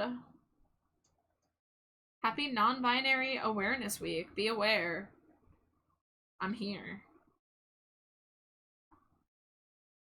Man, I try to make people aware that I'm non-binary in as many ways as I can, and it still doesn't always do the trick, but I try. You know, bare minimum, having pronouns on the profile. And for the record, for those of you who are like cisgender or even transgender, and like having your pronouns on your profile is a great way to normalize it. And also, like, you know, when I'm trying to rate somebody for the first time, one of the things that stresses me out is not being able to find a pronoun. Because I'm like, I want to tell people what this person's pronouns is going in so we can respect them, but most of the time I don't find it. So here's my little non-binary tip for you. If we all used pronouns in bios, it would be a lot easier.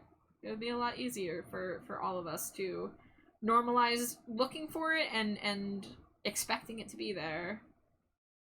But that's just me. That's just my opinion. Your onion.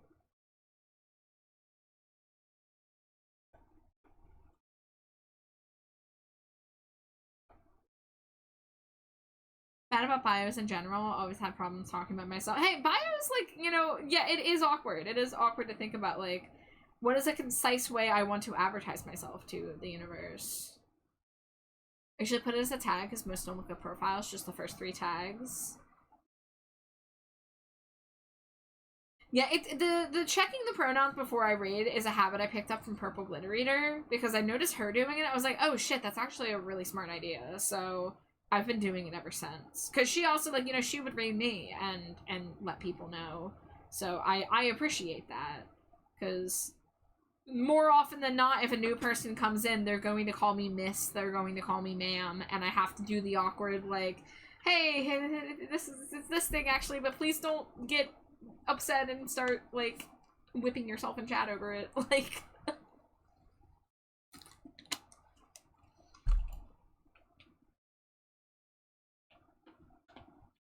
but yeah, my message for non-binary awareness week is just normalize asking for pronouns if you can't find them. Normalize putting them in your bio, regardless of your gender. And don't freak out if you get it wrong. If you slip up and misgender somebody, whether you forgot or you just didn't notice, if you get corrected, just be chill. Just be like, oh shit, sorry. Don't even say oh shit. Like, it doesn't have to be like I'm a terrible person and I must atone for my sins. Just make it like oh hey, got it, understood. That's all it has to be. You know, because even those of us with you know, different pronouns than what we were born with or whatever, like, we still mess up other people's pronouns too. Everybody slips up. Now, if it's a chronic thing and you keep slipping up on the same person, then you might start to get told, like, hey, like, really try to apply yourself here and try to like, remember it. But, you know, if it's just an honest mistake, it's an honest mistake. And if you didn't know, you didn't know. And then you get told, and now you know. That's all it is to it, baby.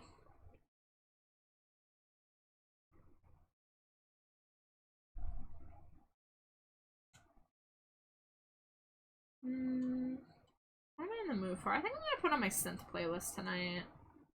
Let's see. Dangerously cheesy. Hi, Shy. Welcome in.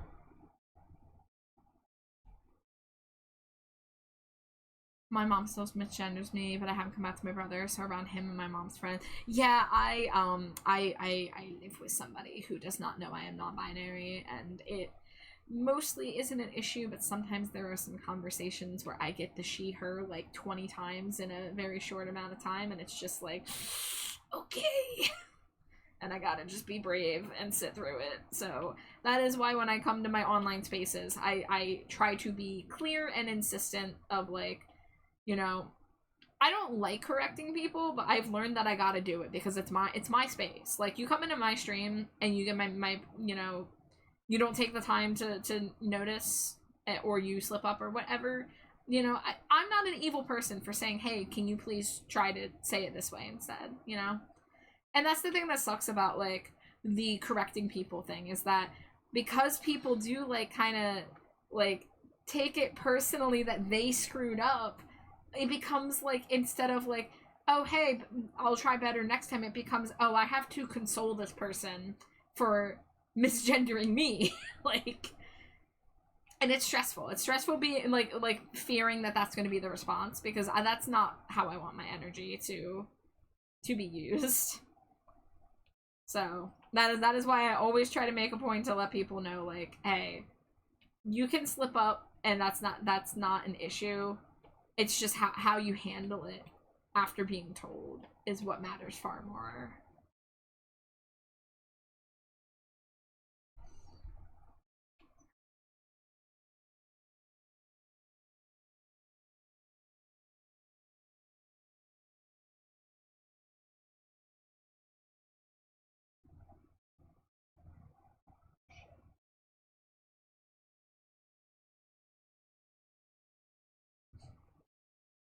Yeah, that I would say that is a positive part of internet culture, is having the space to be able to be like, here is an area where you can see written out what my pronouns are, and hopefully that will be as a good reminder.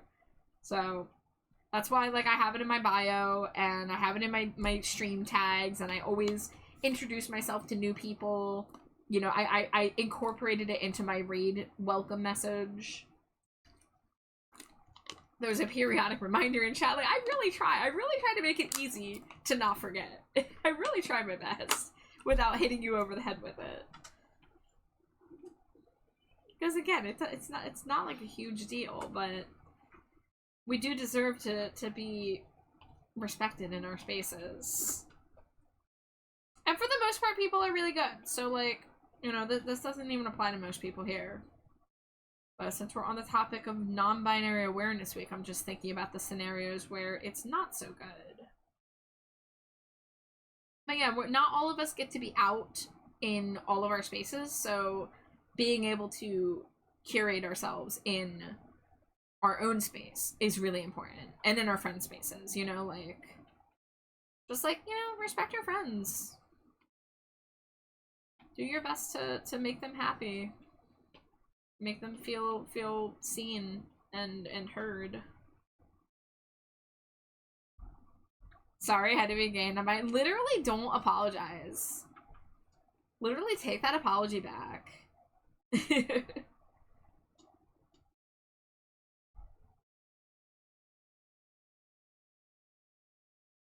had a trans femme friend, but she tells someone who didn't even know she was trans she all of a sudden gets misgendered all the time.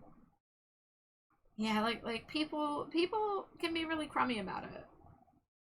You took it back. That damn, using your mod powers. I commend you. I don't know if I'm loving how the braids look.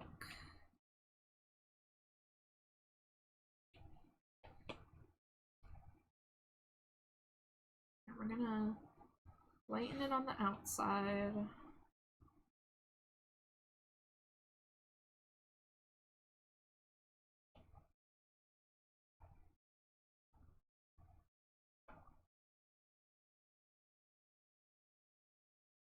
My eyes are empty and my stomach is full. How's stream? It's good, Fez.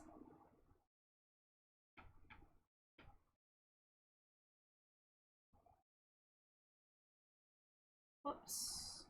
We're going to... No. We're going to merge that. And make that a clipping mask. And then hide that. There we go.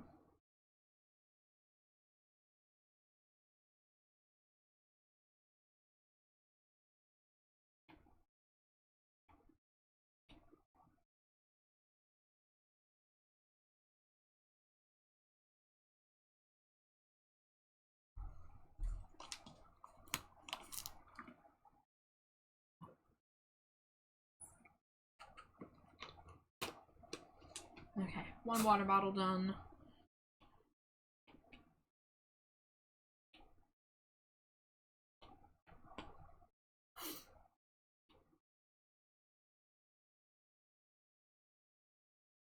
Pronouns are so hard to remember, buddy. Wait till I tell you about names. Yeah, for real. But yeah, for like your D&D group to not even like want to put the effort in, that's so lame. Here we go. They were all sets, of course, of course. It's like, when is a better place to practice than having a non-binary friend in the room with you? Like, you're capable of learning. We are all capable of improving if we just fucking try. You know, like, I'll admit, like, I need to practice neo-pronouns because I can do it written, but I struggle with saying some neo-pronouns out loud because I don't know a lot of people with them. But, like, if I get a friend and they're, like, their preferred pronoun is, like, you know, a different pronoun that I'm not used to, like, I'm gonna practice. I'm gonna try my best.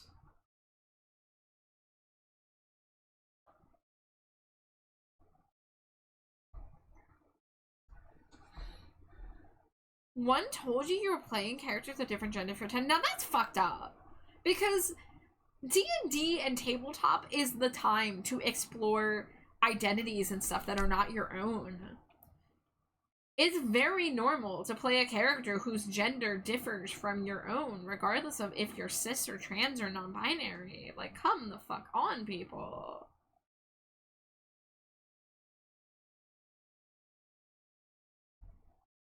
Can't remember names for shit. It takes me like 3 to 5 tries to remember people's names.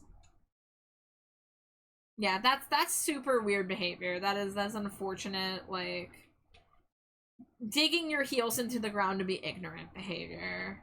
It really is.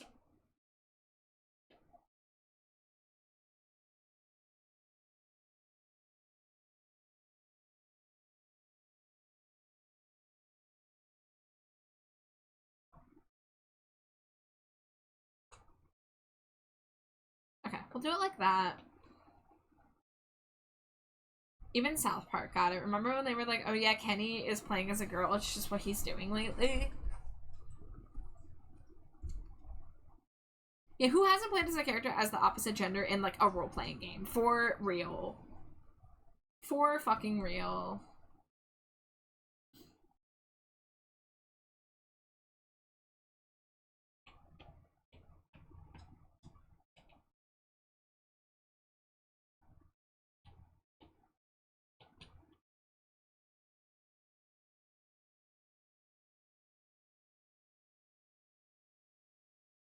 And people wonder why, like, you know, queer people mostly are friends with queer people. It's because of how resistant to change and trying a lot of non-queer people are.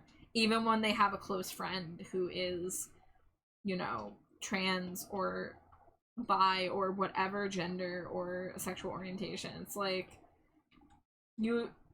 it's really a shot in the dark, but it's usually more often than not you're gonna get somebody who just like, they're ignorant, they don't want to change, they think that trying to learn something like a pronoun is too hard, which is insane.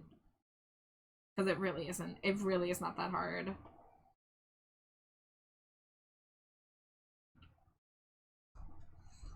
How go? Hi Ivy, it's going. How are you doing? Hi Kaji. I do not seek out other queer or disabled people. Those are the people I relate to. And I mean, we often find each other drawn to each other, I think. Like, without even knowing.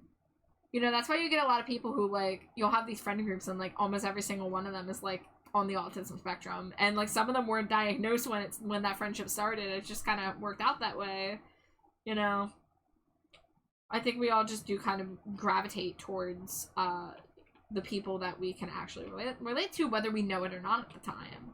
And I think we find the people that we find in the time period of our life when we need to find them, you know? And sometimes those people aren't in our lives forever, but, you know, they were in our lives for some reason. You were drawing gay Italians? As you should be. As you should be.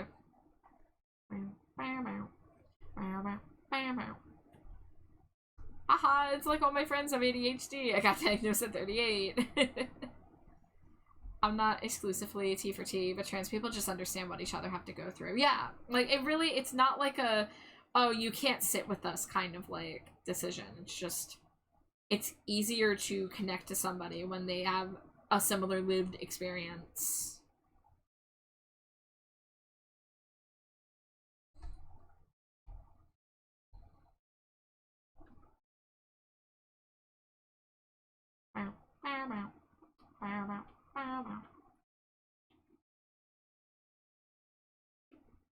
Trolley assist.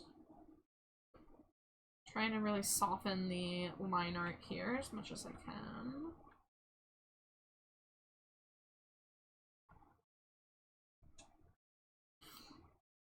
It's that oh no comic. We make spaces for ourselves because we're excluded.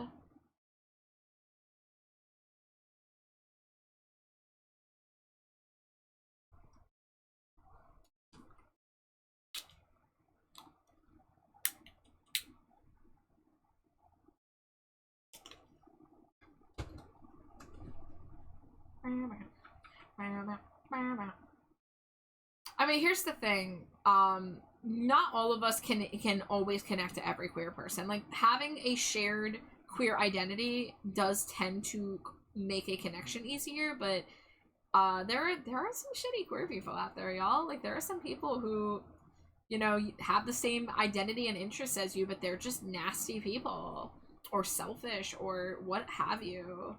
So having like a queer friend be a piece of shit, like, that doesn't mean they're all like that. That just means you got unfortunately stuck with a bad one.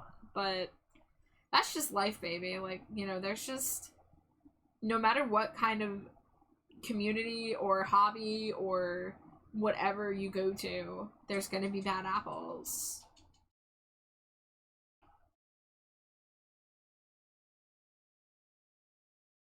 You'll find your people. I've been to so many bad D&D groups, but I found some amazing ones. Yeah, like, they are out there. That's the thing. Like, the right people, they are out there as long as you don't give up. And, you know, like, and I can say, like, taking a break from, like, meeting new people, totally valid and healthy, but as long as you don't give up altogether, you will find your people, you know? That is what I believe. Because that's more or less what I've experienced. I went to like rock bottom and like basically like was about to not talk to anybody ever again because of how bad things got, but like I eventually found my community, and my community was joining VTubers and selling my art and connecting to people with my art. And I got really lucky that like I could do this because I didn't think it was possible. I did not think this kind of thing was ever possible. But people are messy. Like, people are fucked up. And it's hard to know who to trust. It really is.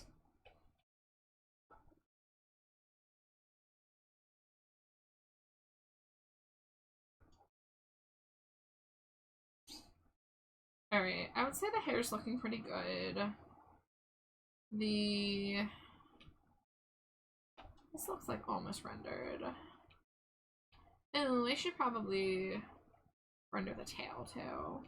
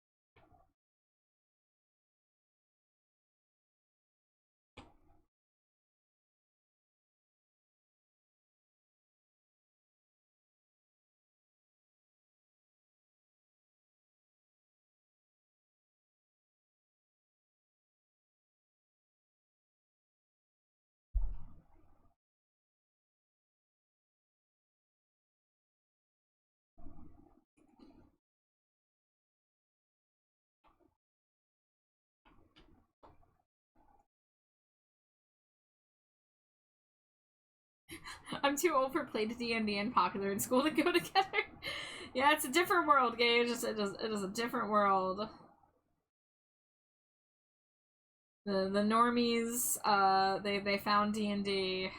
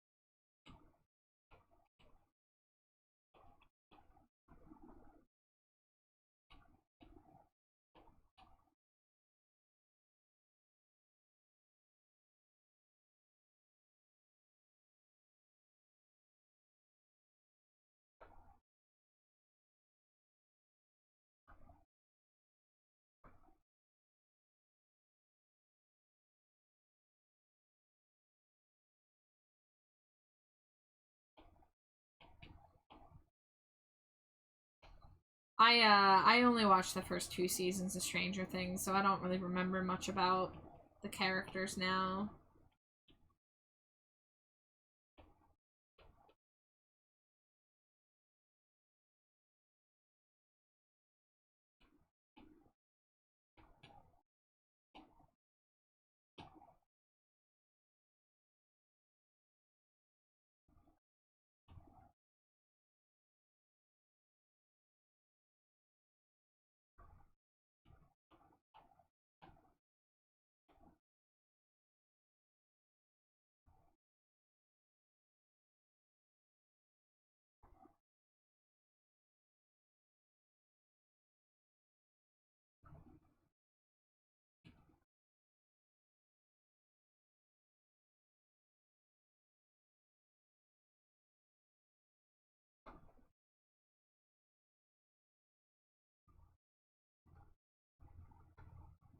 Oops.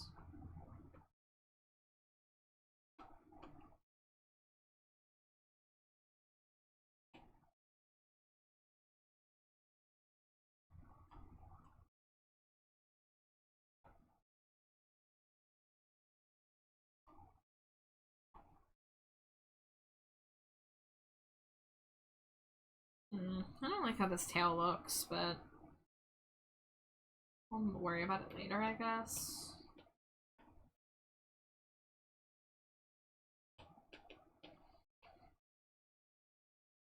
And there's one thing I knew I wanted to fix, which was the way the leg goes into the boot here.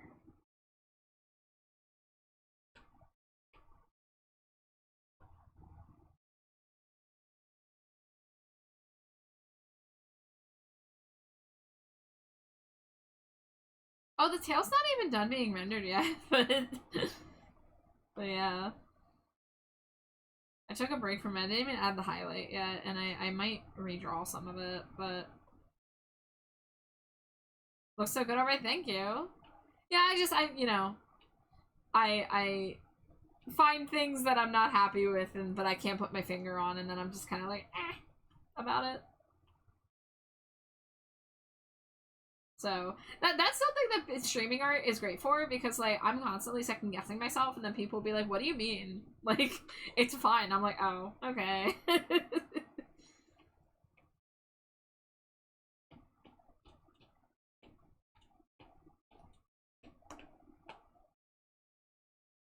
It is good to have second opinions. It's very good.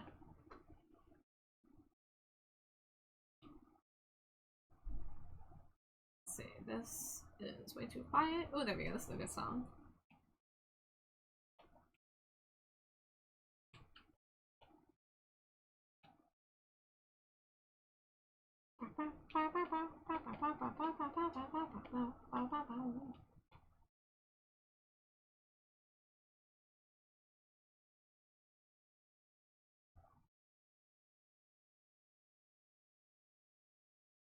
People who can render scare me so much because, like, how? Look, Monster Bomb, that used to be me too. So, like, you might have it in you, you know? Like, we have different art styles, you know, at the end of the day, but, like, I used to be terrified of the rendering step, and I mean as recently as, like, a couple years ago. And I'm gonna tell you a secret. Most of the time, I don't even know what I'm doing. I just kind of get in there and I pray.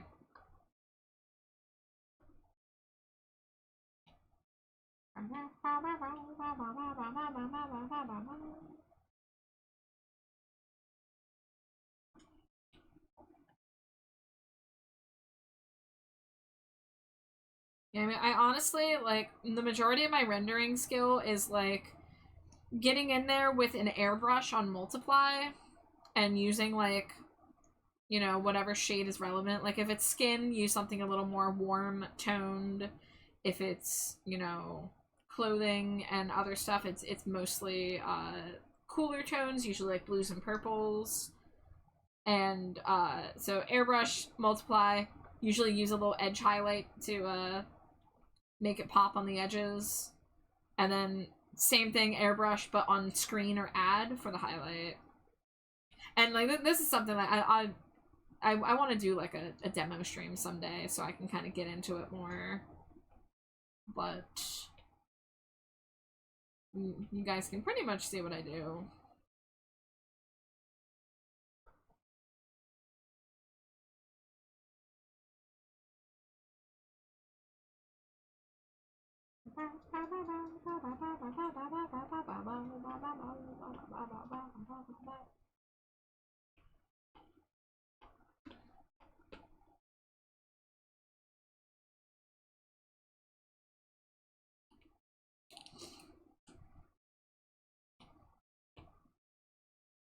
Yeah, cool. My only advice is what I've already said, is that you just gotta try your best to not check in on them, not, you know, give them space in your head. Just let them fizzle away.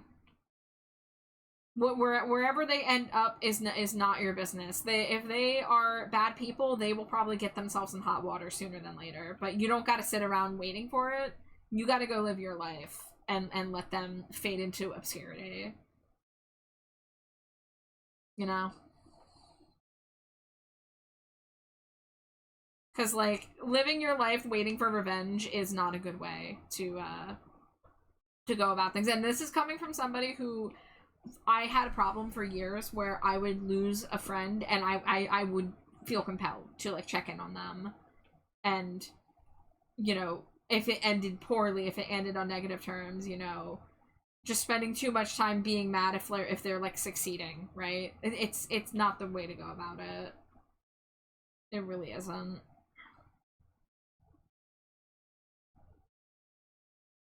The best revenge is for you to go and live a life happier now that they are out of your life.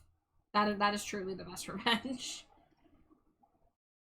And, you know, if you believe in karma, you know, that's, you know, a nice thought. I personally don't really believe in karma because I think there's too many evil people that have not received remotely the punishment that they should have by now. But really all you can do is let them burn out and fizzle out in whatever way that they're going to with their bad behavior.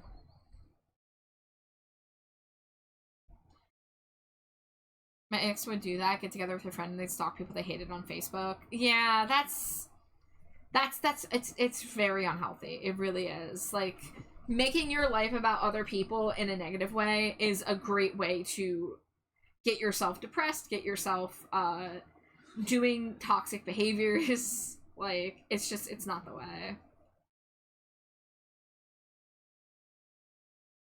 Yeah, that would be a great way to talk about, like, what are ways to avoid that. Because, again, like, I've fallen for that pit trap a lot.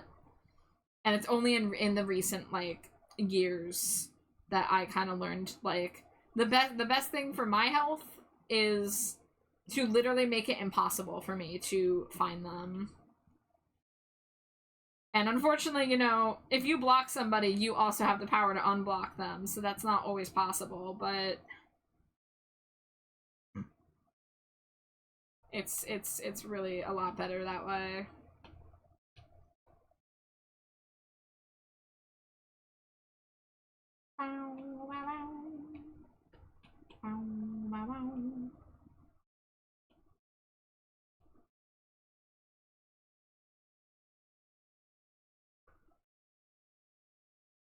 Alright, ad break coming in about half a minute.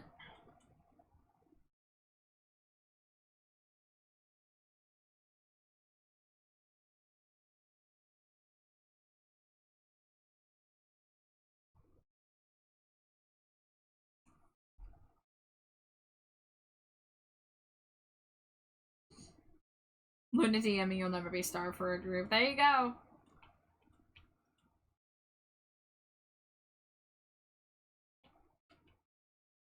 Alright guys, see you in a few.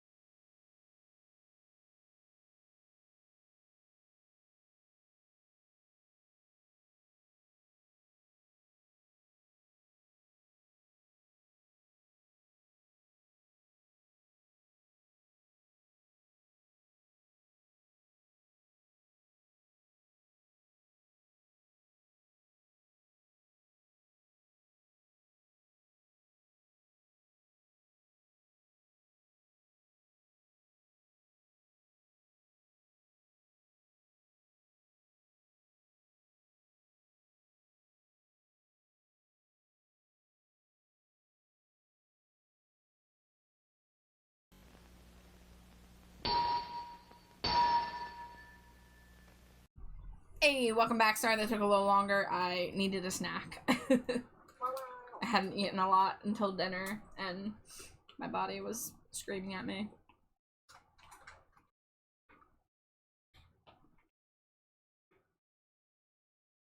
Dangerously cheesy. Hi, Jonas. Welcome in. How are you? Thank you for the Cheeto.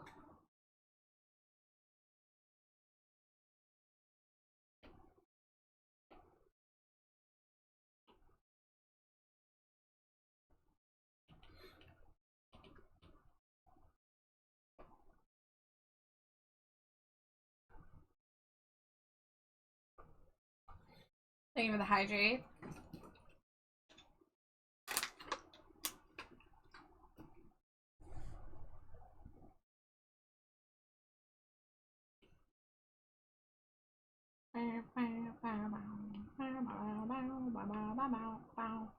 Your computer crashed? Well, I was in a longer ad break, so you actually haven't missed much. At least in you know, stream. In terms of conversation, you can hop back in.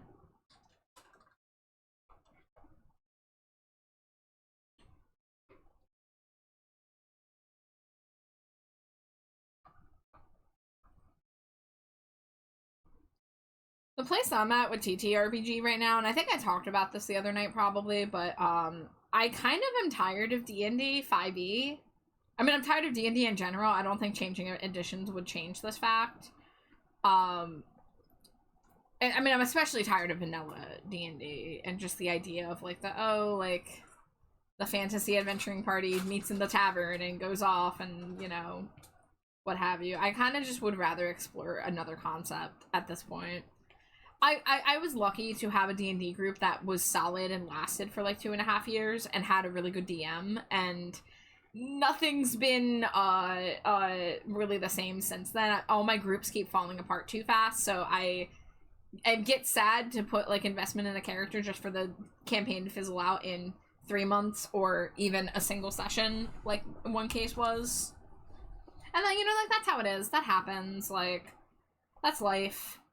People have stuff come up, you know, people drop, whatever.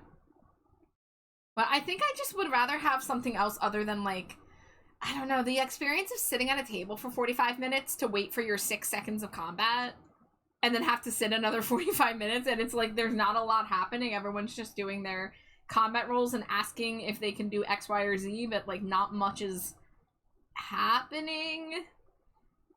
I don't know. I've had some D&D sessions like that where I'm just like, there's not much I can do on my turn, and the time it takes to get around to my turn again is so long that it's hard for me to stay invested.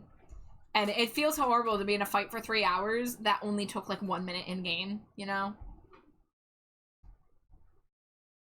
So maybe it's just a matter of like the circumstances and the DMs and the size of the group and all those things coming together. You know, obviously I'm sure if I had the right table, it would be different, but where I'm at with it right now is I would rather experiment with a different system. I might have a place for you at my Starfinder table once I get that up and running. What exactly is Starfinder? What kind of like universe is it? I'm assuming it's like set in space. Is it like bounty hunters or aliens or what? Like what's kind of like the main MO? Big groups take a long time to get through a fight, especially if you have new players or spellcasters with lots of things to pick from. Starfinder's a fantasy world in the future. Okay, yeah, like, I kind of fuck with the idea of going to a different time period instead of doing, like, the same, like, medieval-ish fantasy. I would like to explore a different setting, you know? Wizards and clerics and starships and FTL travel.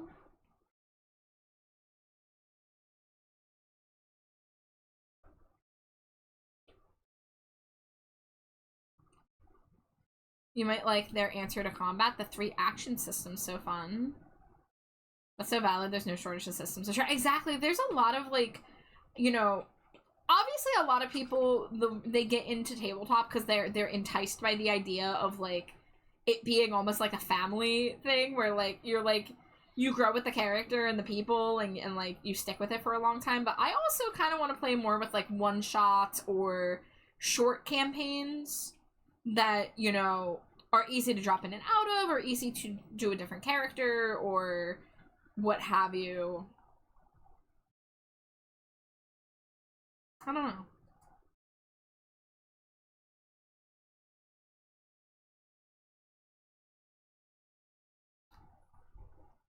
Should I put you on my call list for when I get the game running?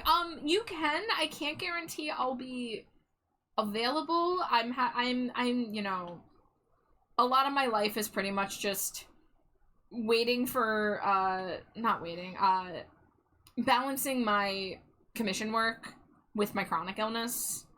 So, the last tabletop campaign I was in was actually a non-D&D thing, so like exactly what I'm talking about. It was Thirsty Sword Lesbians. It was set in a universe inspired by Steven Universe, but I was having chronic illness issues and I was having to cancel last minute on sessions, and I felt so bad that I like had to leave the session or the game. So I just don't want to do that to anybody if I'm having like health issues.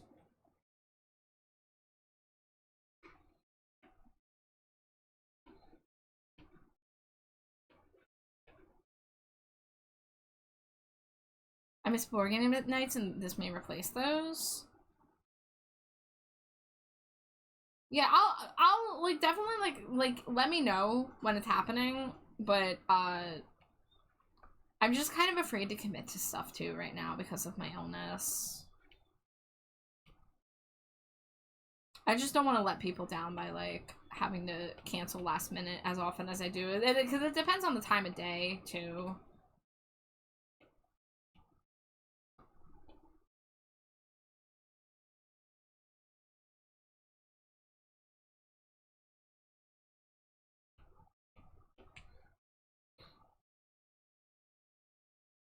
Thank you for the lurk, Ghoul.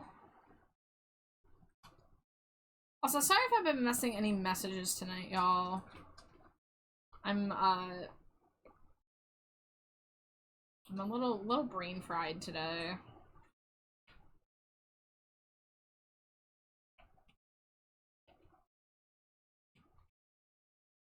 Part of that was wanting to do one-shots to show people the setting in the system, so there would inherently be any long-term commitment. Okay, that makes me feel a little better in terms of my ability to do something like that. You on that grind, getting shit done, grabbing that bag. Trying my best, man. Trying my best.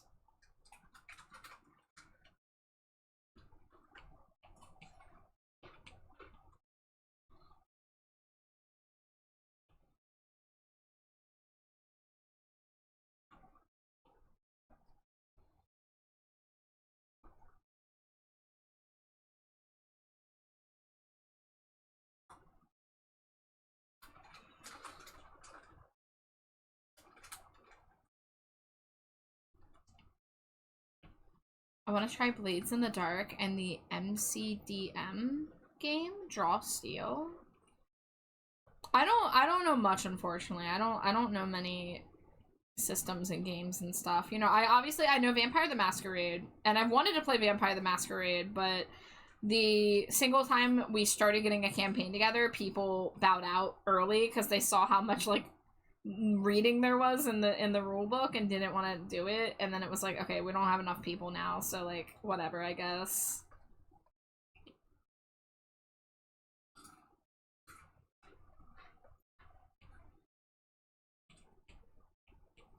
But I know Thirsty Sword Lesbians. I'm familiar with the concept of Monster Hearts, but I've never played Monster Hearts. I actually almost DM'd a game of Monster Hearts many years ago, but as it goes, it fell through. The lore is there basically used to be a fantasy realm Pathfinder took place in. Now there's not. Nobody knows why. Not even the gods. Anyway, space travel. I don't know anything about Pathfinder. All I know about Pathfinder that is like the main alternative to D&D.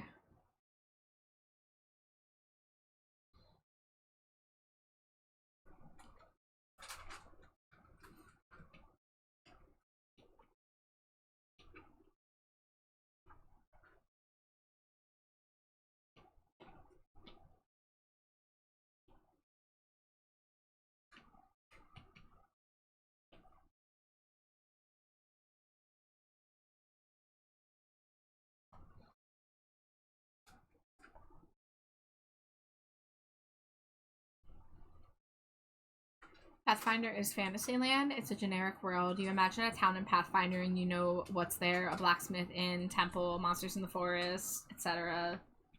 So you don't have to know any existing lore going in like you do with D&D, or with some D&D. That's the thing, is my D&D campaign I played, we didn't actually use like the existing D&D lore, at least not actively. So I just never really learned all that stuff.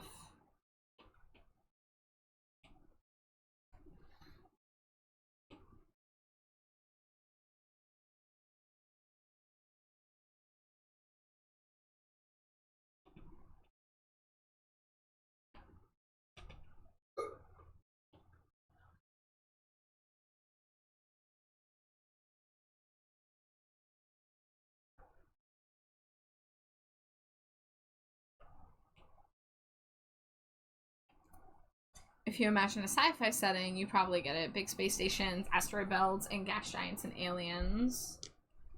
Alright.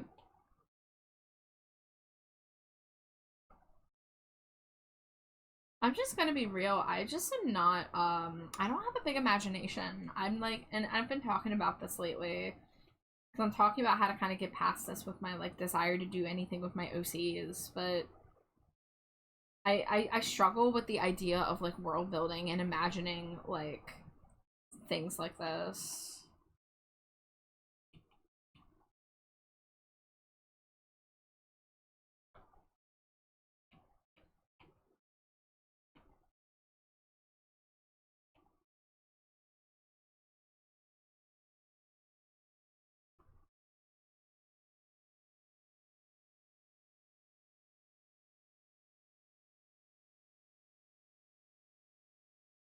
There's one alien race with a world ship. They came from another solar system and now they're on the star chart. Hell yeah.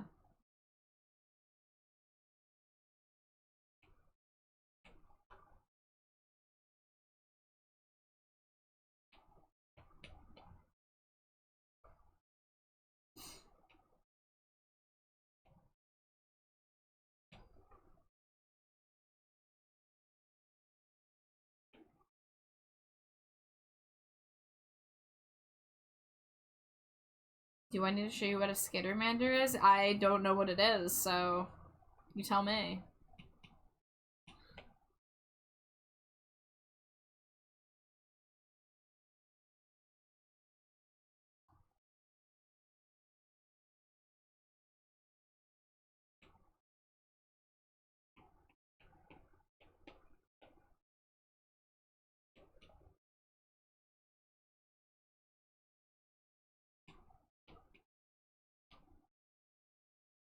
Imagine Stitch, but he's pink and has like 6 arms. They're adorable. Hell yeah, that sounds adorable.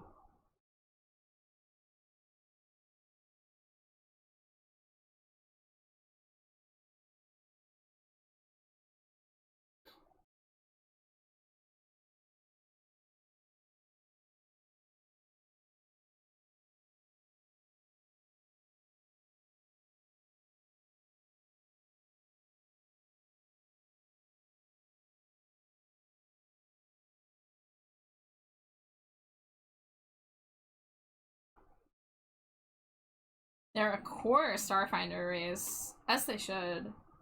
As they should be the main characters.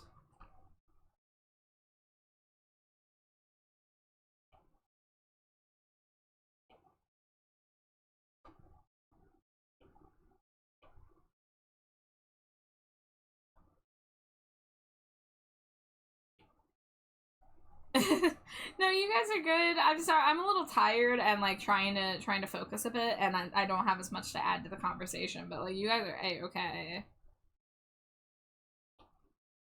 As long as y'all are having fun.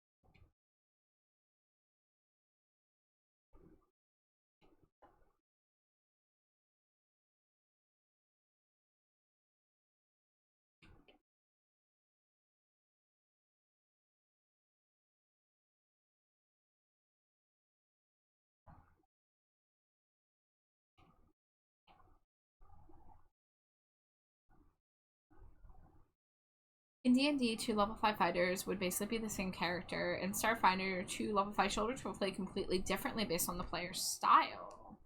Okay.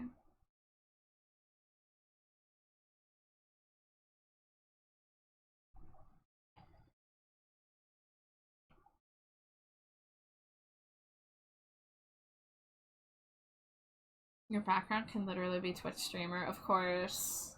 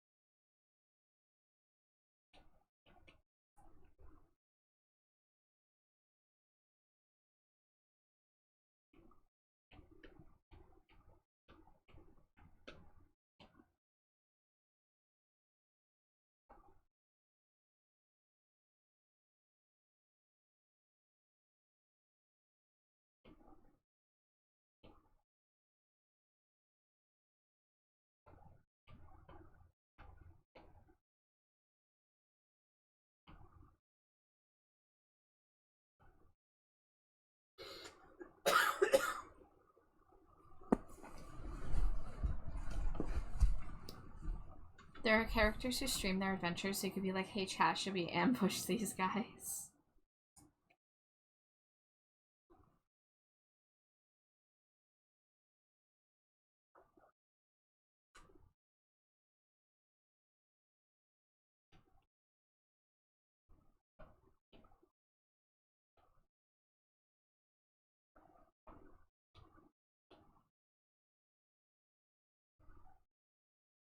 I'm not feeling good about how the shading on this is coming along.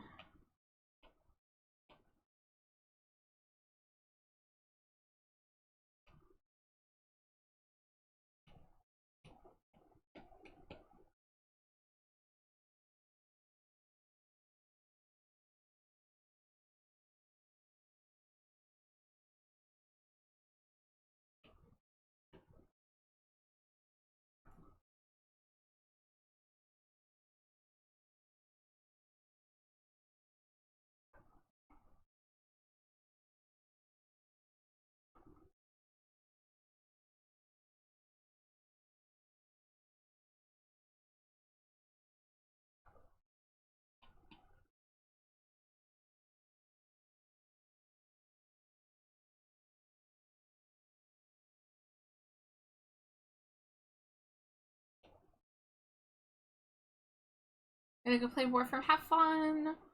Thank you, Fess.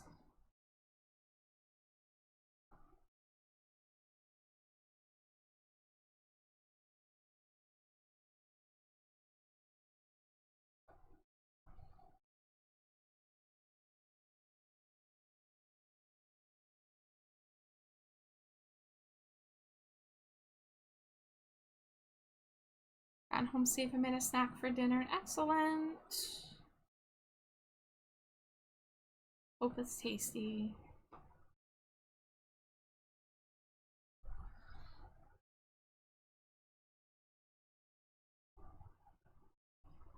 God, I really don't like how this is looking. Frick.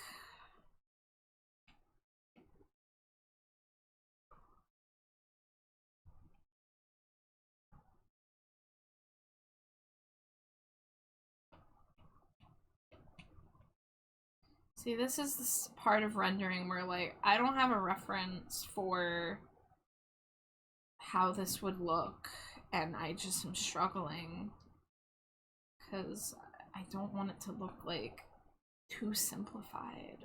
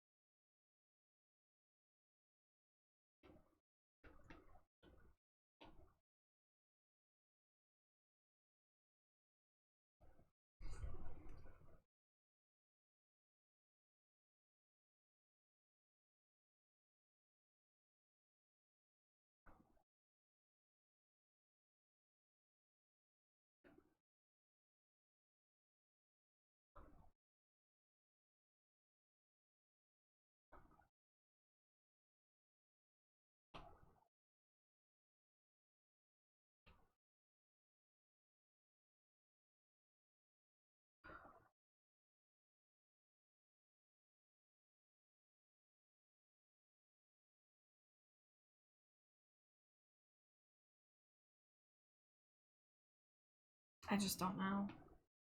I don't know why this is not coming together.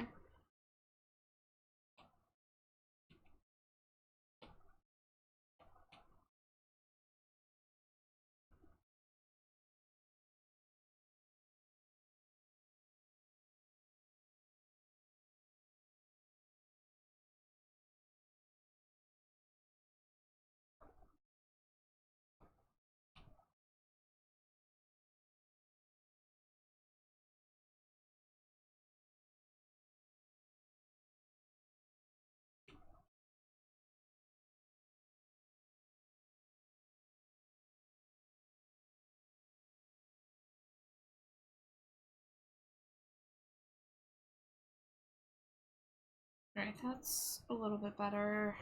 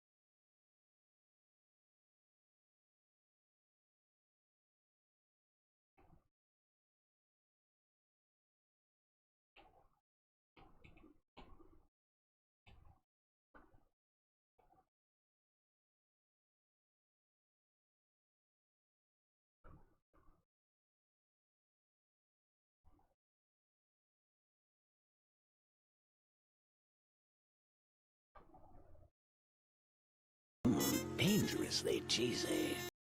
Hi, Zeta. Welcome in. Thank you for throwing your daily Cheeto.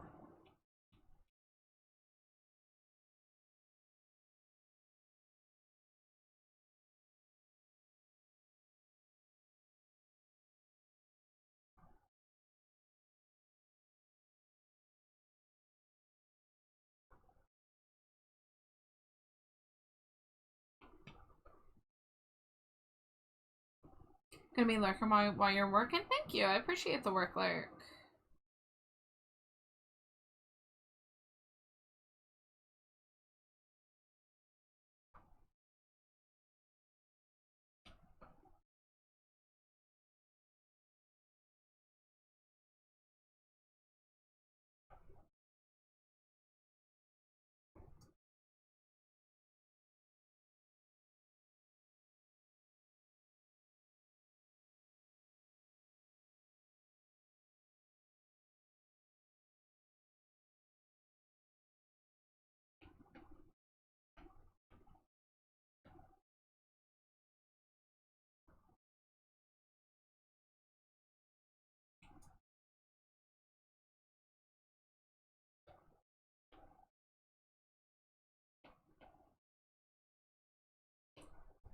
Hmm.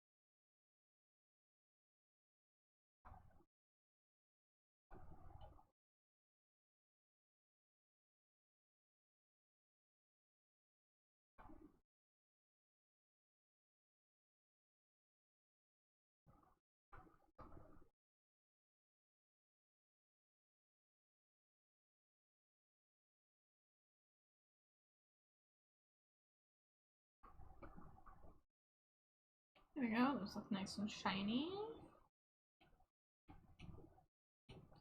When you touch me, I die. Just a little inside. I wonder. This could be love. This could be love. Galaxy, space, and time. I wonder. This could be love.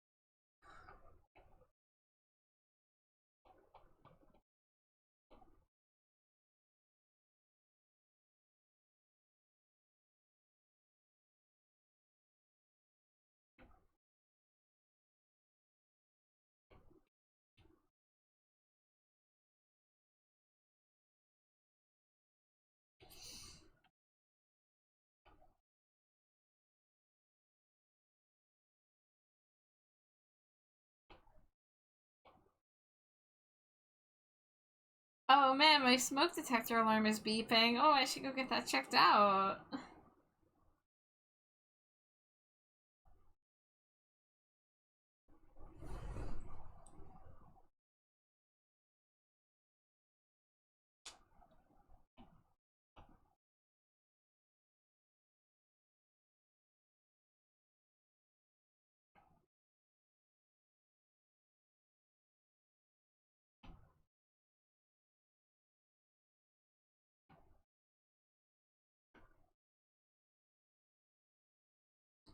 Nah, I probably can just take it off.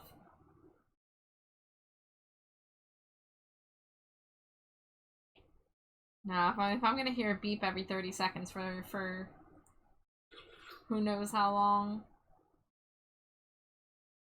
Go check your smoke detector batteries, everyone. Make sure you didn't just take the batteries out and not replace it.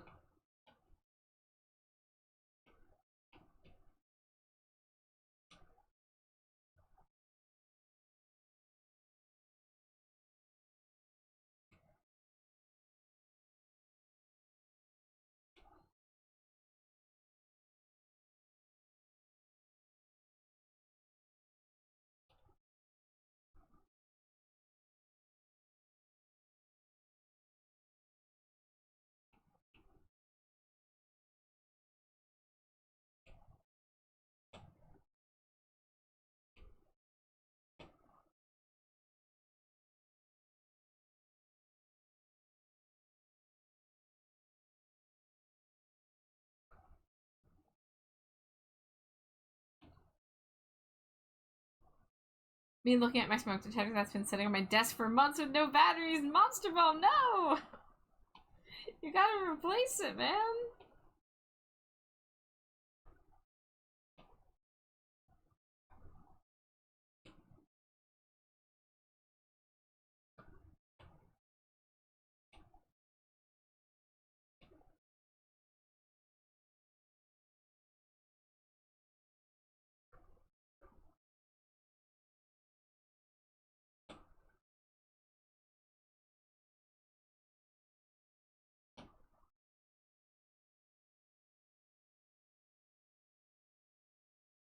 It's okay, I glued eyelashes on her. Much more important than batteries. Good, so you can make eye contact with it when when fire breaks out. Because that'll help. Looking into the loving gaze of your smoke detector's eyelashes.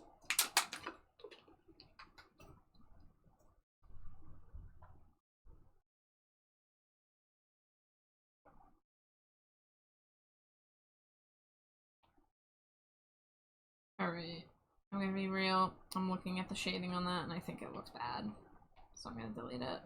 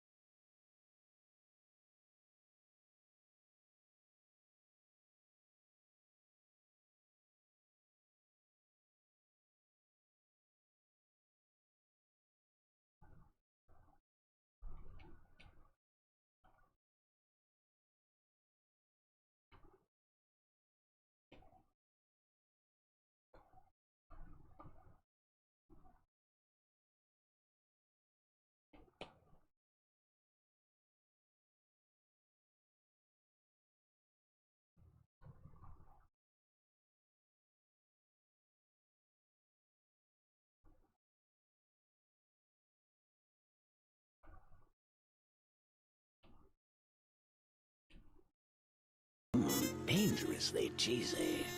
Hi Jay, how you doing?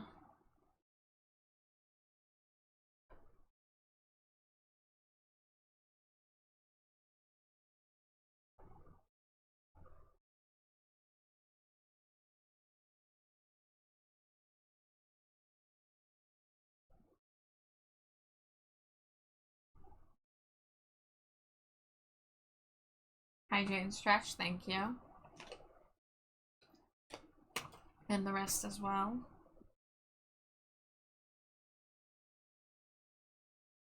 Oh, big stretch. Smush survived 10 times. Mwah, mwah, mwah, mwah, mwah, mwah, mwah, mwah, mwah, mwah. And another. Mwah.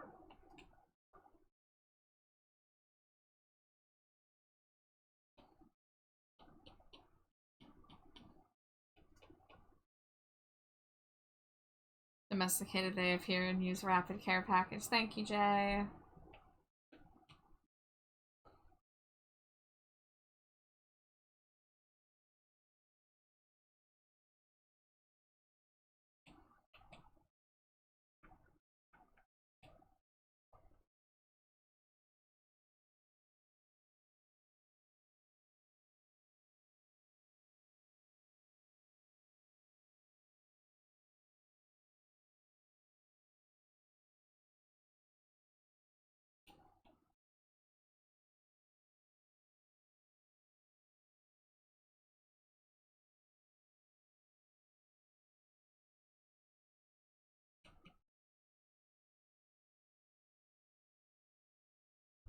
I be doing? Today was last day of work at wage job and I have to leave early because having a non-cooperative body. Oh, I'm sorry, Jay. But that means the move is coming up very, very soon, and I wish you the best of luck, friend. I really hope it goes smoothly for you.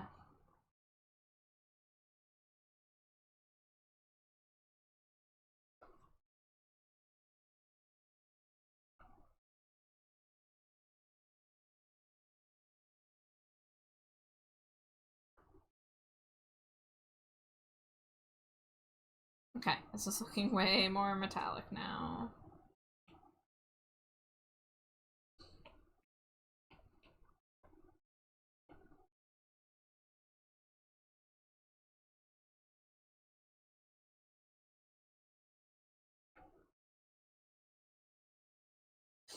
Cool, turned it into a chill me day, doing some light side hustle gig work and vibing around town. So much to sort and pack and catalog and cook. I can imagine.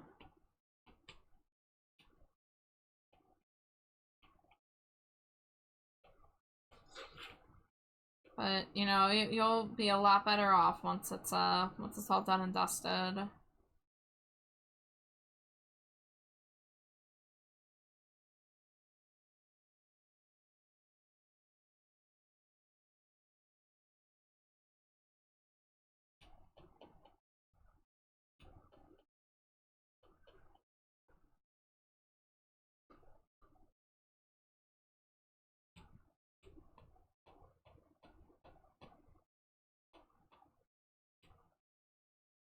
Lots to sell too.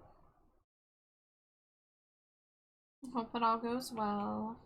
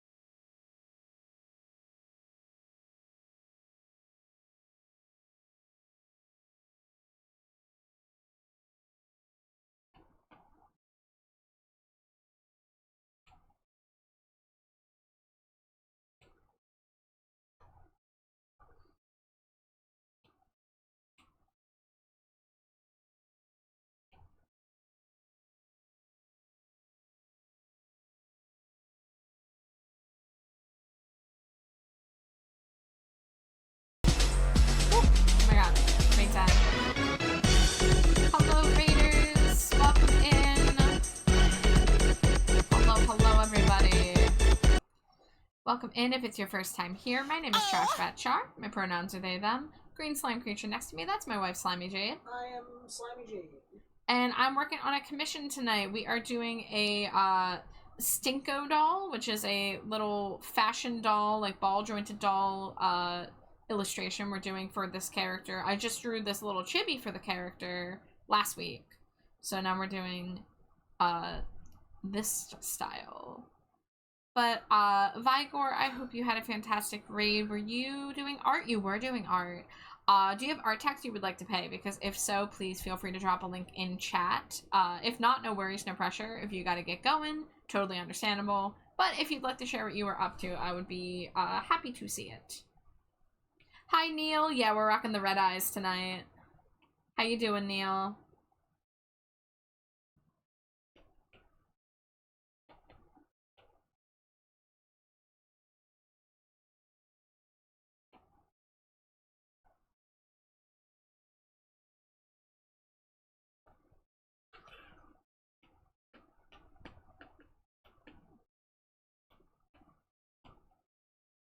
Just been working on the shading here as best as I can. I'm not feeling great about how this is coming along, I'm gonna be quite honest, but gotta just roll with it.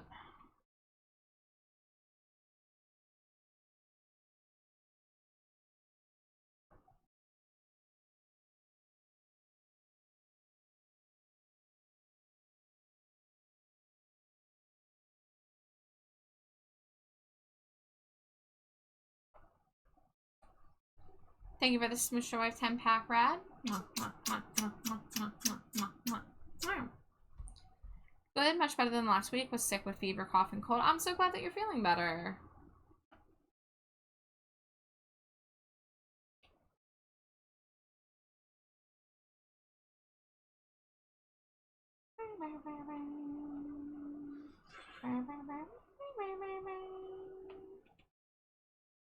Hi, hope your stream and art have been going well. I was drawing a little birthday stream anniversary piece for my fiance. I suck at backgrounds, but I think it's turning out okay.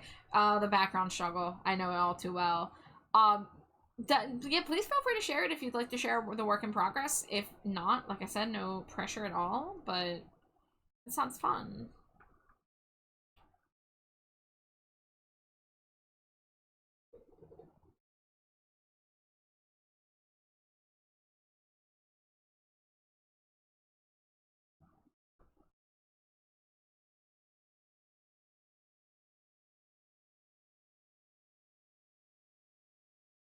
Another hydrate redeemed.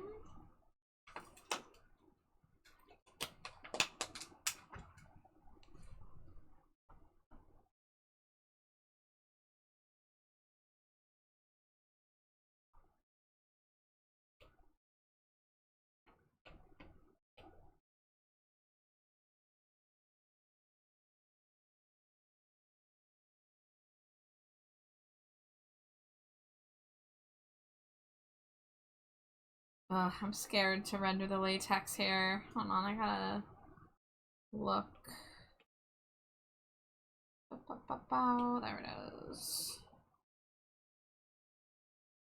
So for this one, I did like a pinkish purple gradient, not gradient, airbrush, and then the harsh white. Okay. Yeah, you can share a whip. I allow links in chat, so if you just have a link to the image, whether it's on social media or if it's like a Discord image link directly to the image, either or works.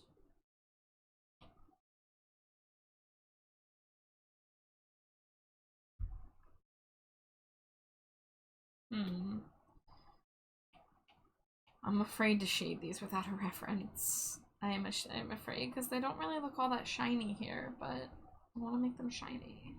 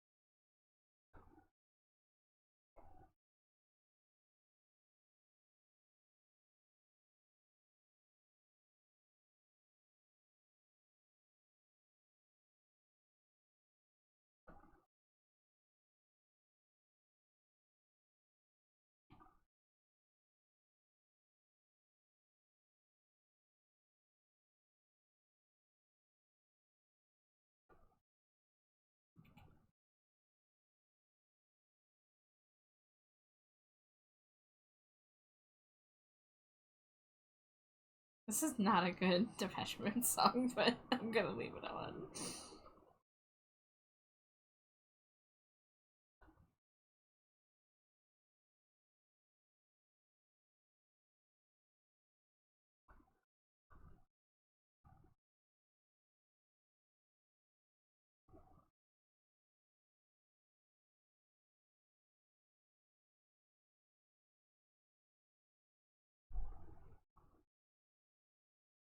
Alright, our tax link. Whoa, this is awesome. Hold up. This is so freaking cool. And you said that you're not, like, a background artist? This is fantastic. You got the more detailed trees in the front. The gravestones look amazing. The color palette is exquisite. I adore jack-o'-lantern on a pineapple. That's so cool. Little turtle. This is really fantastic work. Well, if you don't think you are, I feel like if this piece did it for you, it unlocked it for you. I feel like you just unlocked background artist on your skill tree. This looks really great. No, I love this, and I love a good graveyard aesthetic, but I love that it's all like green monochromatic. That's really cool. Man, this is freaking awesome. So be proud of your work there. You know, I know, like, I'm an artist that, like, I try to avoid backgrounds and stuff because I don't feel confident, but, like, we have it in us. We just have to let it out, you know? We just gotta pull it out from somewhere. His character is a little jack-o'-lantern pineapple head. That is so freaking cool. I love that. You use a lot of references. Hey, the best artists do. Legit. That's how you get your stuff looking extra professional. Says me who's currently trying to shade this thing without references and failing. Oh, thank you for the follow. Thank you so much for rating. Like I said, if you need to get going and take off to enjoy the rest of your evening, please do. But thank you so much.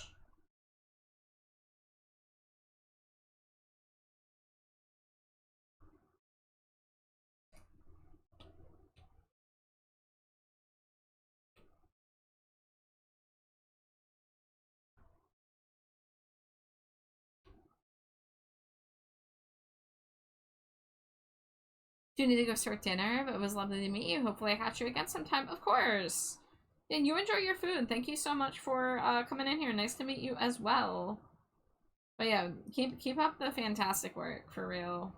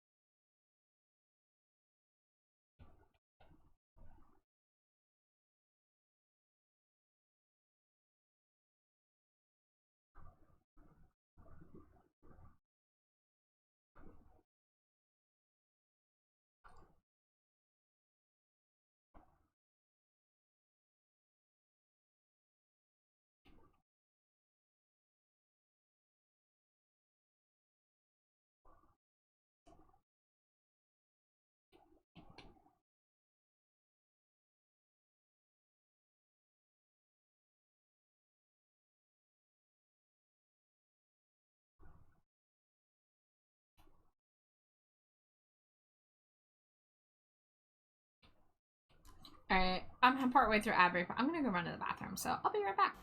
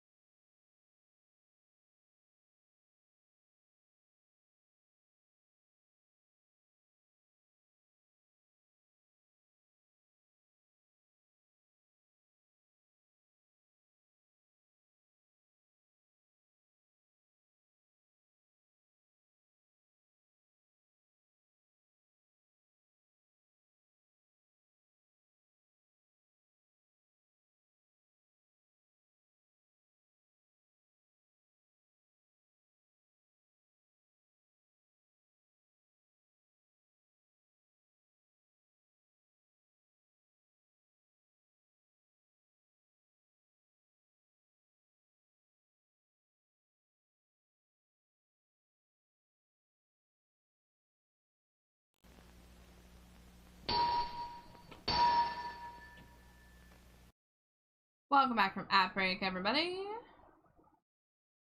Oh, that's right. I'm in the middle of shading something I'm not confident in, but I think it's looking okay from far away, especially. And I gotta remember, like, I'm not drawing realistic clothes. I'm drawing simplified doll clothes, so it's okay if things are not, you know, realistic, I guess. Hi, Punk. How you doing? Alright, let's get back to the black latex layer. Drawing assist, drawing assist. Kind of want to look up, like... Let's see, we got a bunch of things open here I don't need anymore. There we go, we'll save that one for the Stinko Pop. Latex top? Now we're gonna do latex bodysuit, because that should come up to the neckline.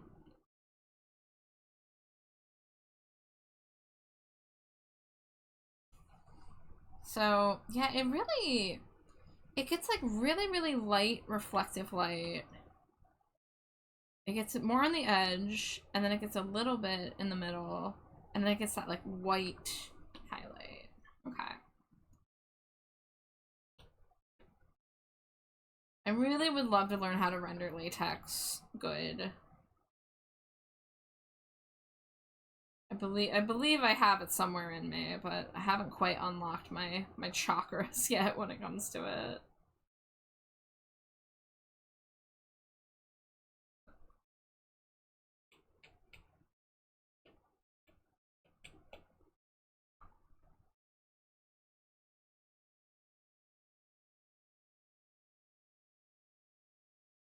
Doing good. Just got done playing Black Ops Zombies. Also played some Black Ops 2 multiplayer and offended some kids for fun OG voice chat. I hope it was some good clean offensiveness. But hope you had a fun time.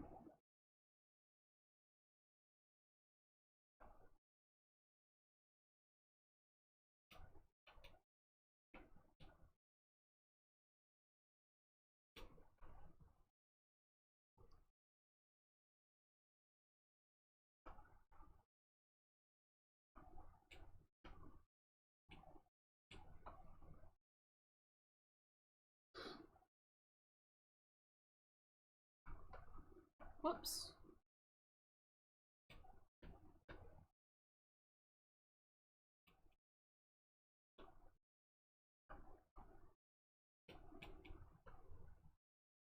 Hey, had a spicy drink, so I'll be leaving a sleep lurk. Thank you, Kaji. You get a lovely rest. Thank you so much for stopping by and leaving a lurk.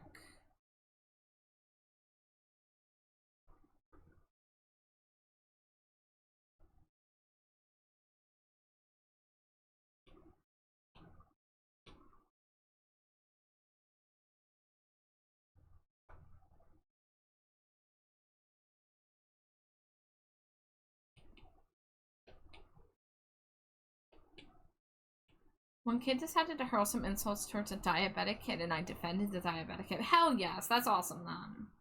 Hell yeah.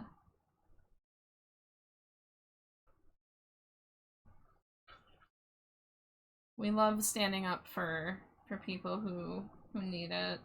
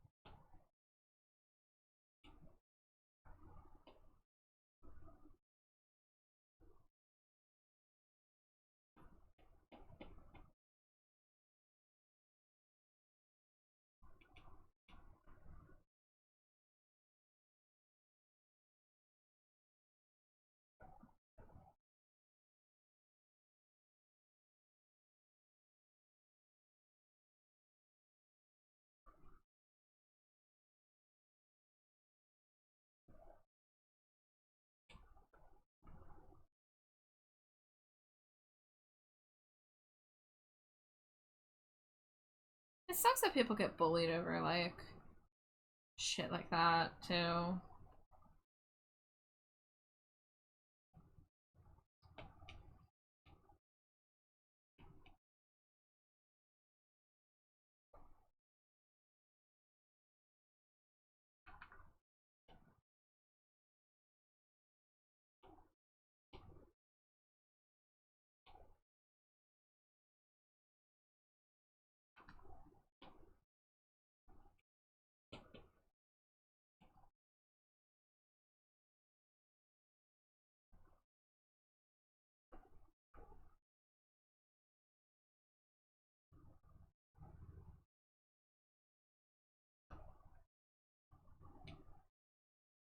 I'm gonna put this down here.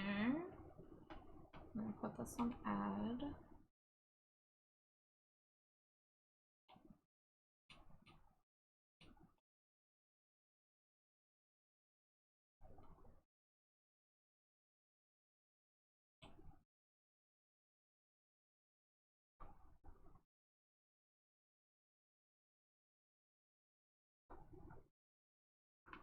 Dangerously cheesy.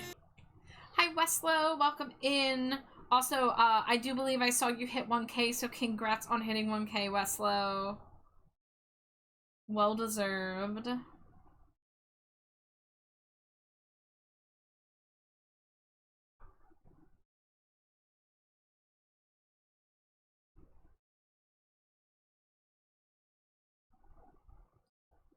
Yes, we love to see it.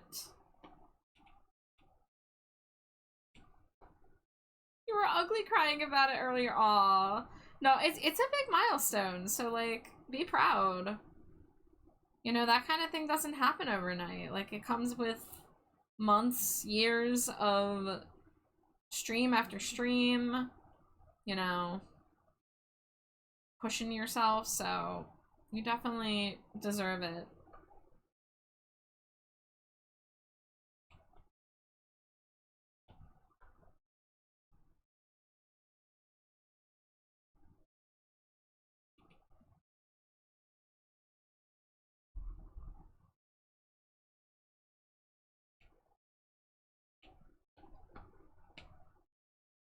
Don't mind me shading the crotch of a fashion doll right now.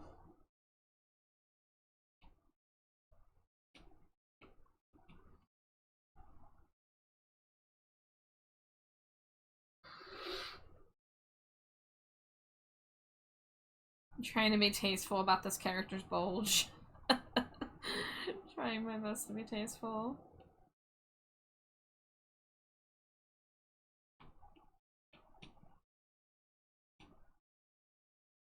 Lovingly rendering the bulge.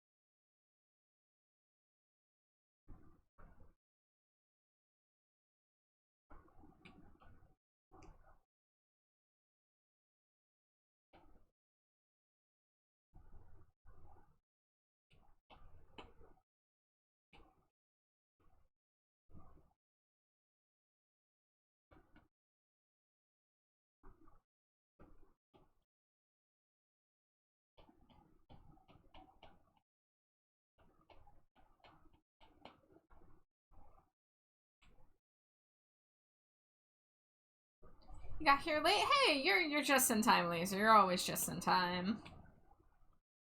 But how you doing today, Laser? Dangerously cheesy.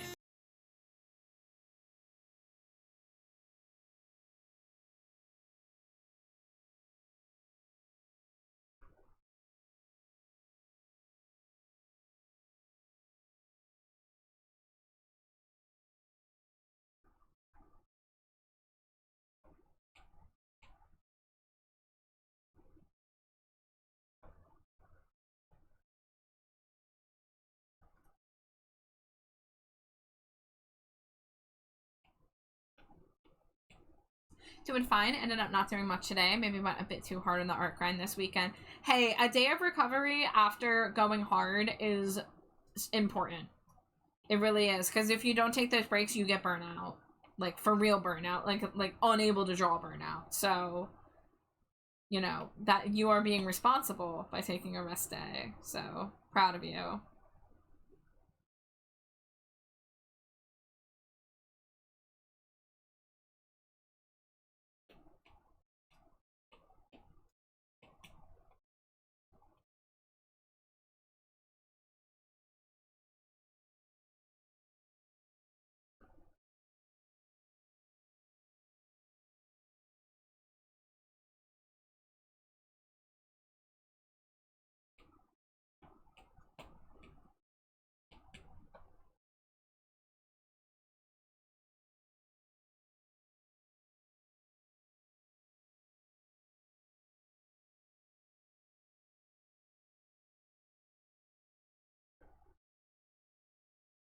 I've been just working on rendering this all night, and my goal was to finish it tonight, and I think I'm getting pretty close. So, yippee.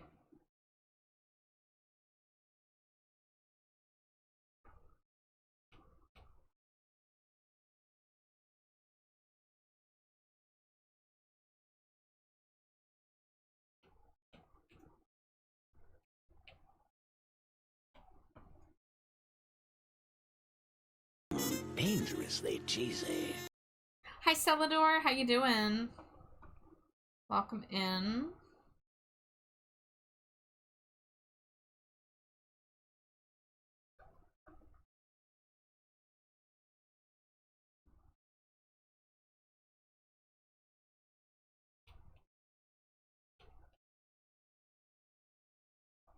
Smoosh your wife 10-pack.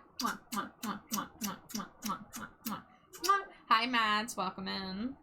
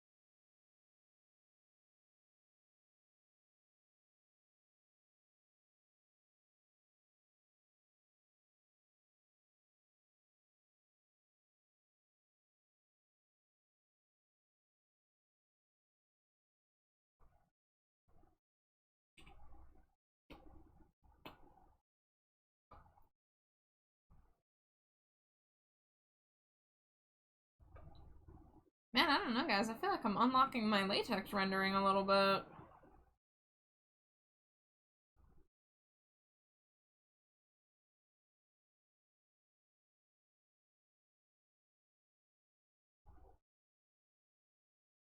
Like, I wasn't feeling it at first, but I might be feeling it, Mr. Krabs.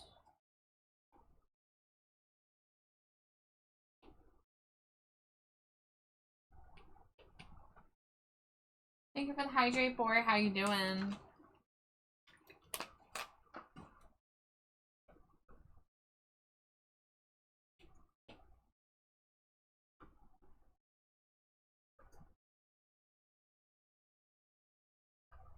Deep in the field where I may not return. And what you were and went off to work.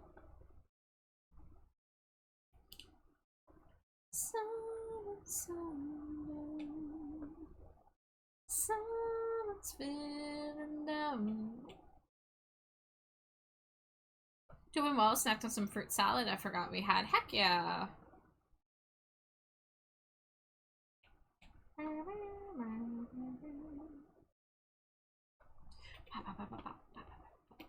wonder if you're out there charming.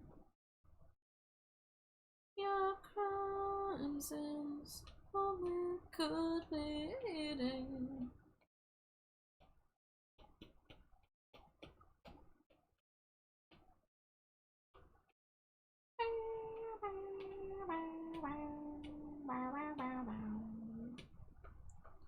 Private Western rooms, fake French songs, saying it shows. And there's rubber bullets and nothing more. 97 degrees tomorrow, definitely stay inside kind of day. Yeah, oof. I'm feeling down, so I had to go for I get to know when you despair. I still despair.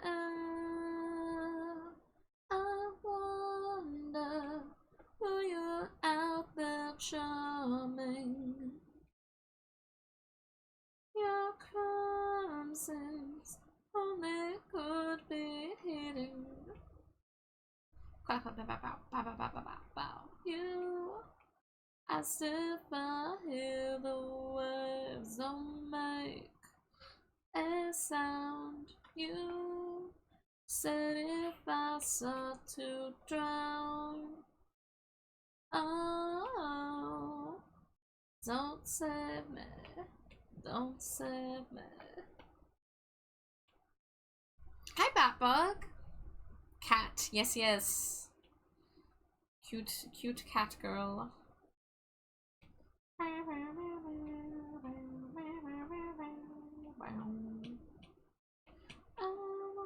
wonder who you're out there charming.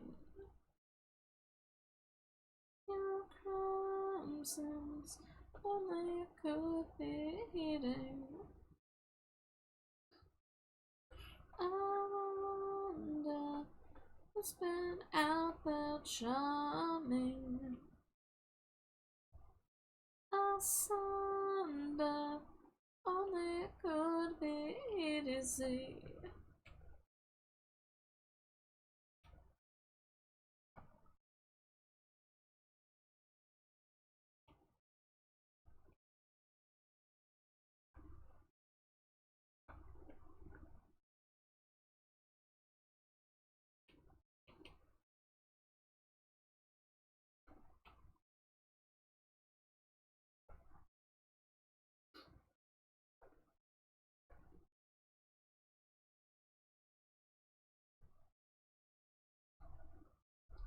I feel like I did the tail line too thick, so I'm gonna try something.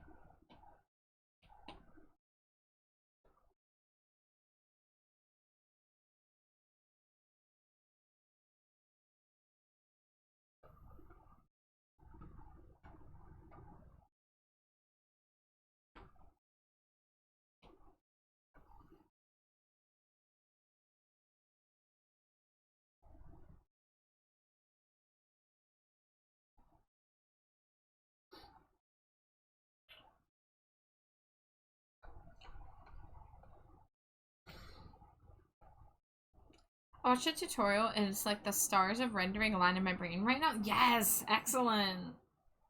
That's so good to hear. Yeah, for me, a few concepts that kind of help make things click for me was learning about the difference between a clipping mask and a layer mask.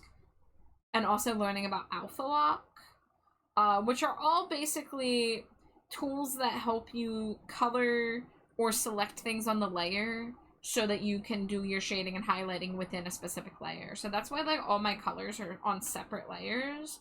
Like the leggings are on a layer, the skin's on a layer, the black latex is on a layer, so that way I can render each piece individually, and then in the end I can go through and add like a overlay or a soft light or a multiply, some kind of layer to kind of help like meld the layers together, all the colors together a little bit more.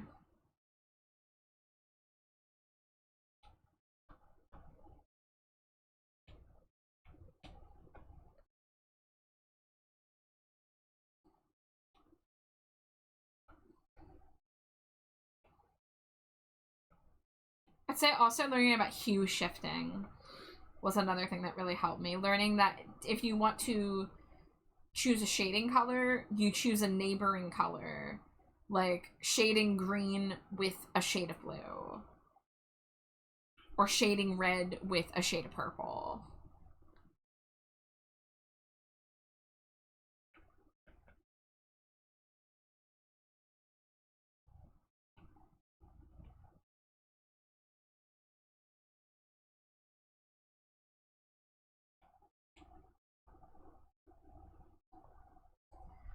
When I used to use Fire Alpaca, I use clipping all the time, but Crit is such a learning curve because it doesn't have clipping masks at all. Is that legit? Oh my god.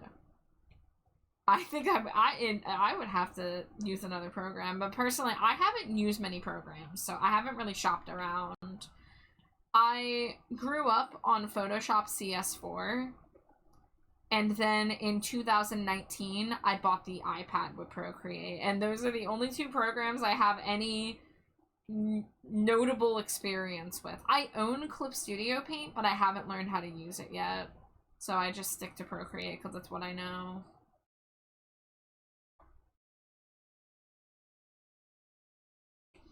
Okay, we'll probably have to redo the shading, but I think the tail looks better on this pass. I think it's just like the lines were too thick that I had no room to shade. So I tried doing it the same thickness as on the doll, but like it's its own thing. It needs space. I love Clip Studio. I've used Photoshop and Sai outside of that. Yeah, I really would love to learn Clip Studio, but I don't even have a screen tablet for my laptop yet, so it's easier for me to stick to Procreate, because I'm a lot more comfortable drawing on a screen.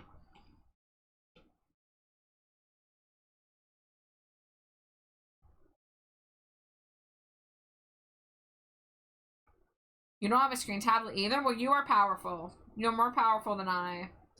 I have a Wacom Bamboo tablet, and it's what I used from 2011 to 2019, but I don't want to go back to it.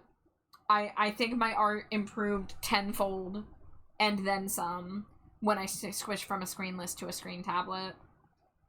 And for me, I'm just far more comfortable on Procreate than anything. And, you know, it has its limitations. There are things I can't do. But I am far better of an artist now than I was when I was on Photoshop. There are guides to make CSP work on Linux. Okay. That's cool. I hope that that works for those of you that are on Linux. I'm not on Linux, but I don't want to be on Windows anymore. I can tell you that for free.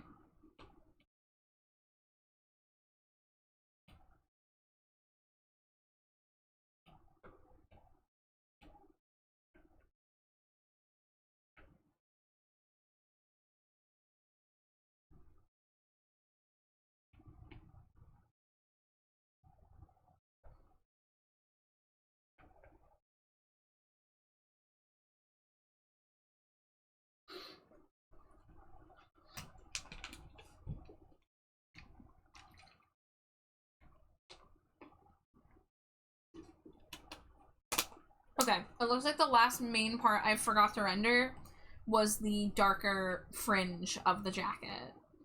So I'm gonna do that, and then we're gonna take it over to the box. I gotta do a little cat collar too. I gotta do like a cat bell, I think. Let me see. What does my Vision listing say?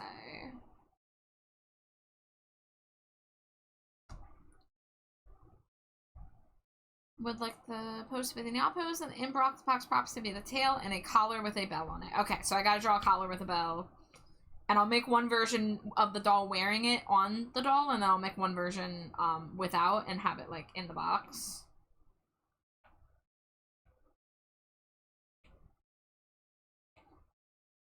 But I wasn't feeling this until I got the shiny bit figured out, but I'm actually feeling okay about how I did the latex this time.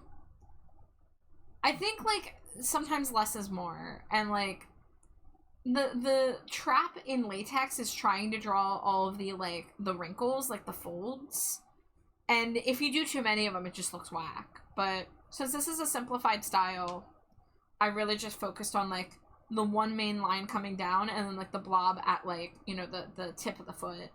Oh, I need to do the bottom of the boots, too. That's another thing. My most commonly searched tag is probably Fakemon to get a whole bunch of Pokemon like characters to draw, and my next most commonly searched tag is cheerleader. Hell yeah. If I were searching tags on Artfight right now, I'd probably be searching for like vampires and demons and shit, because I have a type. I have a type, and I'm not afraid to share it. But I have too many revenges and like friends who I want to do attacks for, so I'd rather do that than go after random people, and that's just, you know, because I don't have time to do more. Yippee! Artists helping artists in chat. You love to see it. All in this together. Once we know that we are, we're all stars and we see them. I didn't even watch High School Musical growing up. I only watched it for the first time when I was like 19, and it didn't really do anything for me. But that song is hella catchy. Nobody can deny it.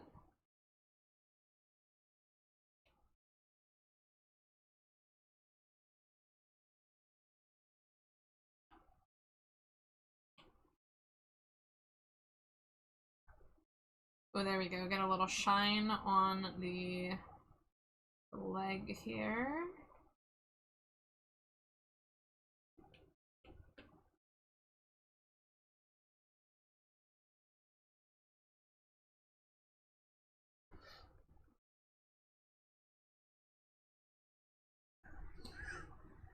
Very coincidental, just saw it on Mode's Discord. Nice. Hey, we love a little coinky dink. Bless you, Slimy Jade. Thank you. Yeah.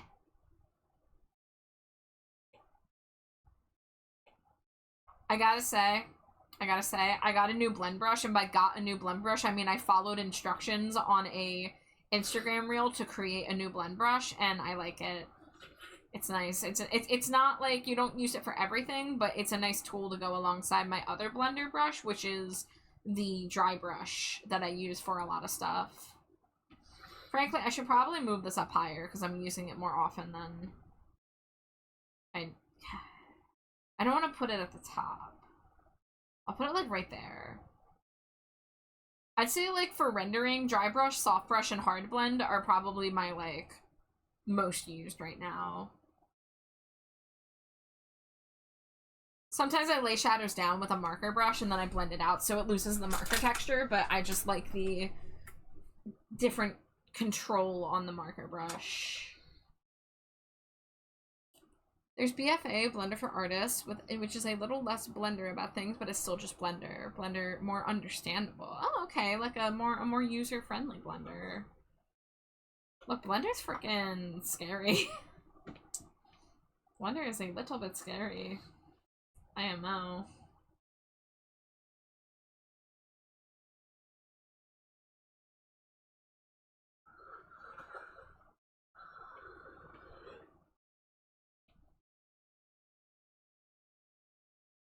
It is. I have not managed a tutorial for Blender without crying. Ah, that sounds like my Procreate Dreams experience. Yeah, that's awful when something is that kind of experience. It's freaking rough.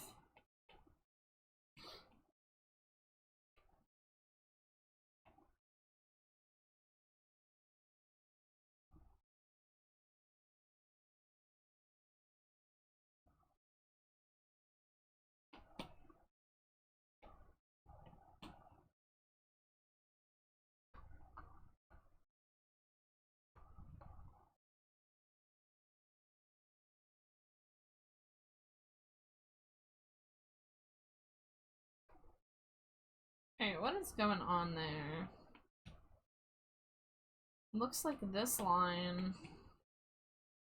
It's like 3 pixels. I should probably thicken it.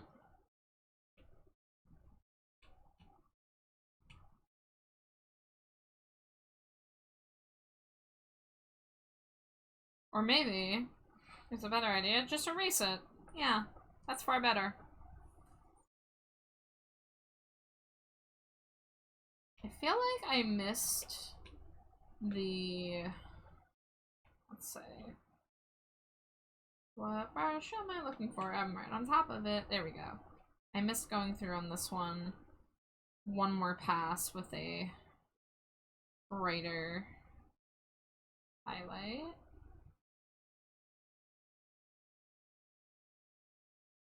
There we go.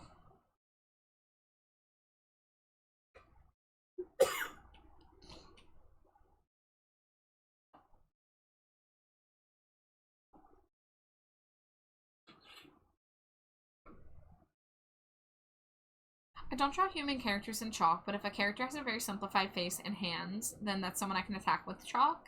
And I just found one who hadn't been attacked at all, so that's another bookmark. And hey, remember that you can always simplify a human character and even a complex character. Like, Animal Crossing style avatar, right? Like orb hands, giant head, simple eyes, nose, mouth, and like pretty simple body. Like, I mean, hell, if I ever got attacked and someone drew like one of my characters as in the style of an Animal Crossing villager, I would find that charming as hell. So, just a little idea if you ever want to expand your horizons.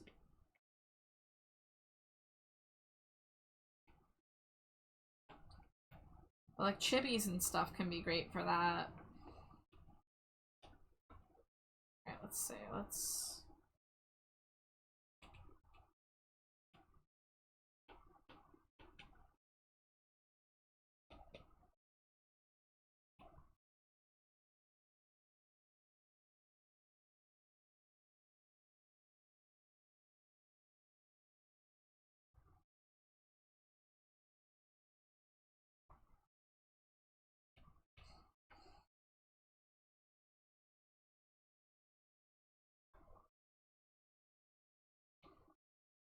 Maybe finding new horizons would be a good idea. Yeah, just like take some reference images of like an Animal Crossing villager like standing around or holding a net or whatever. That could be fun.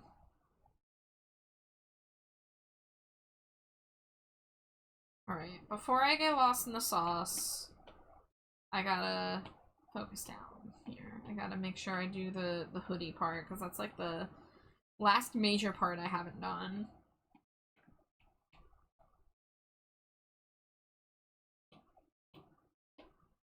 And then I do want to make the like push the highlights and contrast on the jacket a bit more, but gonna work on this first. So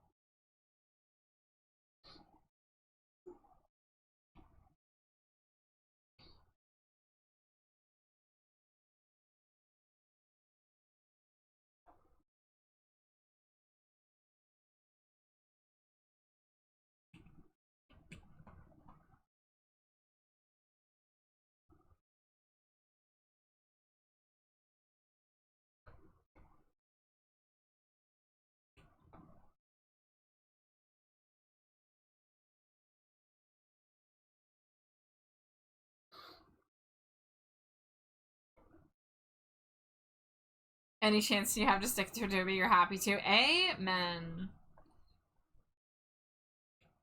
Absolutely.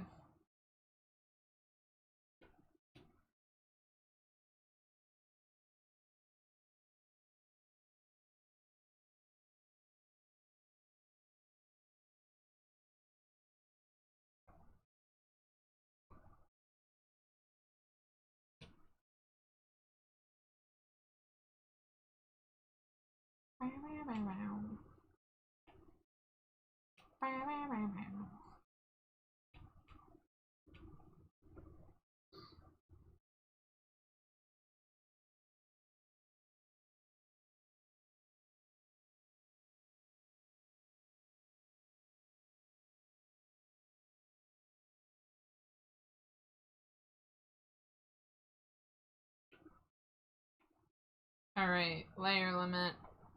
It's here. It's finally here. Let's see what we can merge down.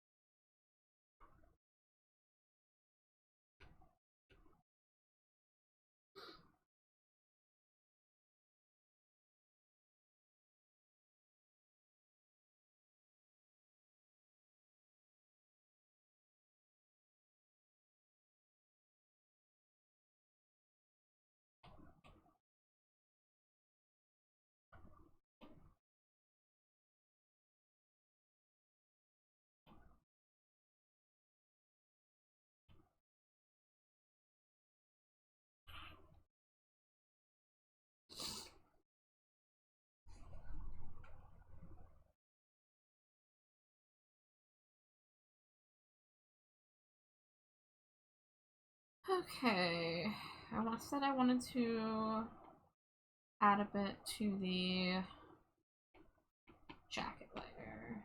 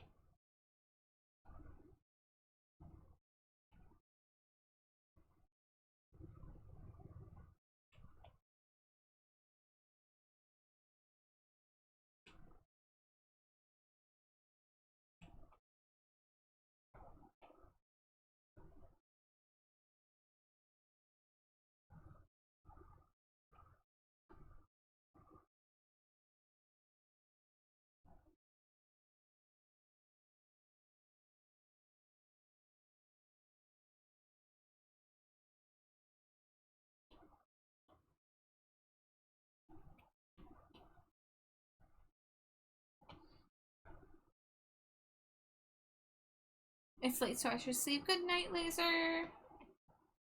Thank you as always for coming by and hanging out.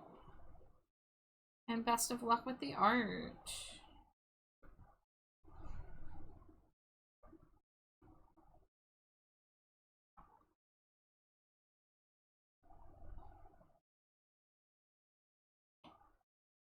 Alright, I think I'm not gonna deem this finished until I can come back to it with fresh eyes. Because I was struggling with this earlier, but let's get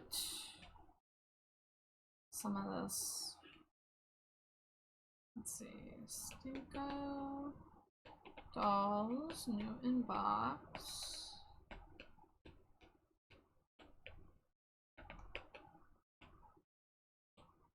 Dangerously cheesy. Hi, Toxicali. Thank you for throwing your daily Cheeto. How are you?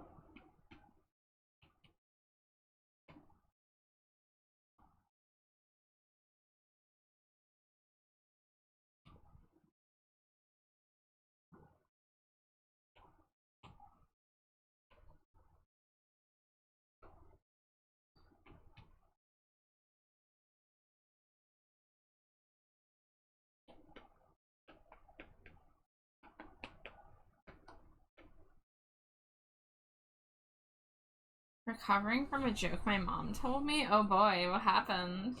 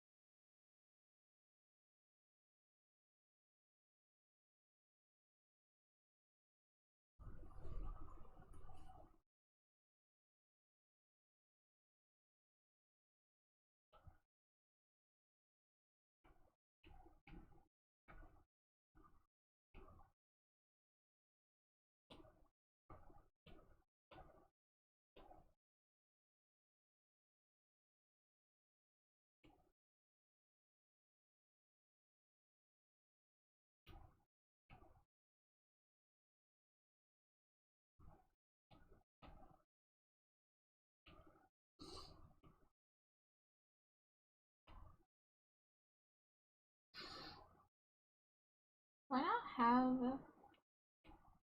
text layer? Okay, good. Now if I copy and paste this, will copy and paste this as a text layer? No, no it won't. What if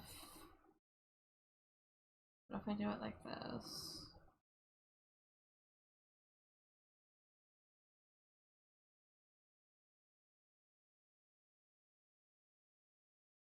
Shit. Okay. So I just gotta figure out what font this is.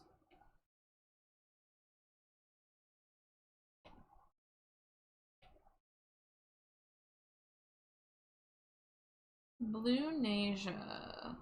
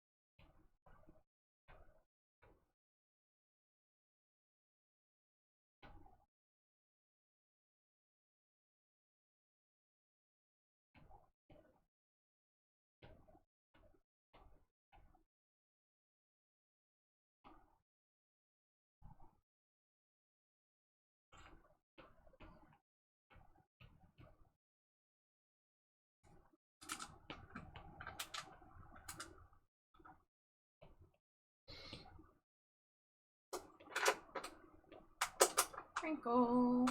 Wow.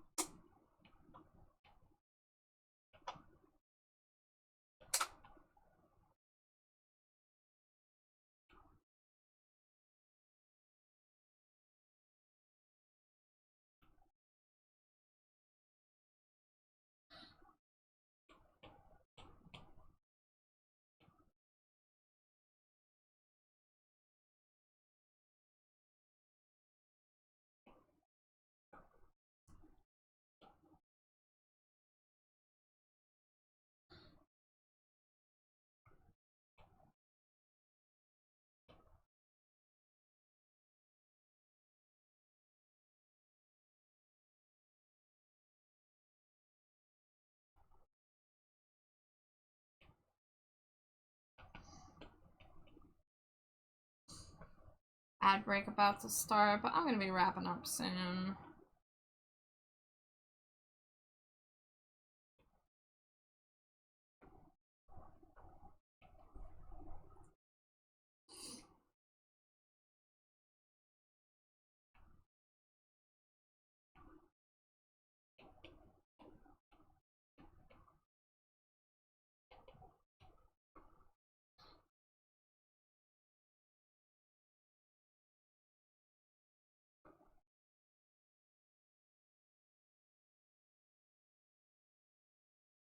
Oh yeah, I didn't shade the bottom of the boot still.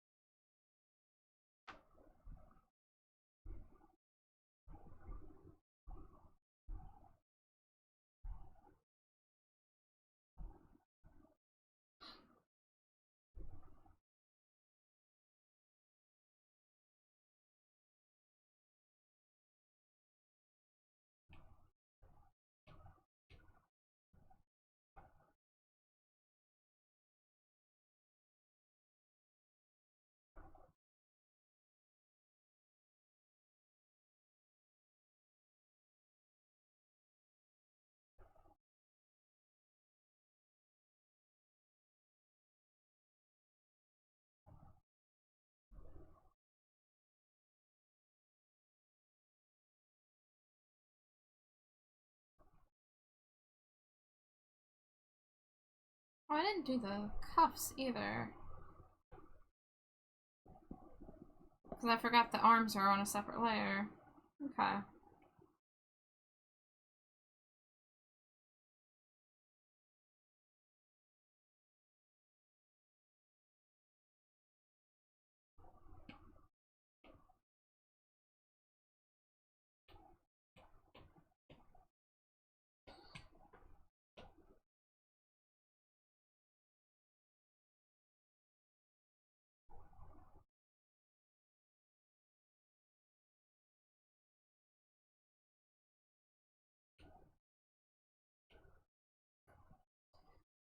Well shit, now I gotta recreate the shading that I did on the lower part. On the arms.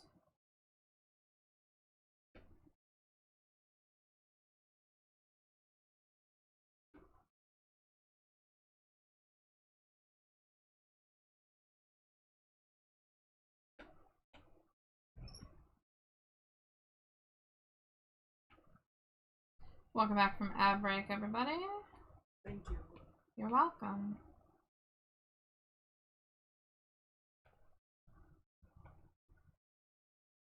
Yeah, I'm thinking I'm a little more tired than I expected to be today. And I think I'm gonna need a fresh brain to finish this, but you know, the rendering is almost done. Just gotta not forget parts.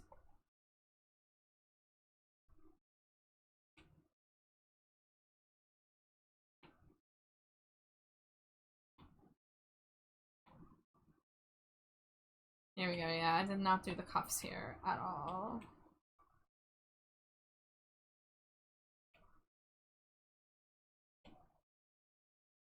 Dangerously cheesy. Hi Hayes, welcome in, how are you?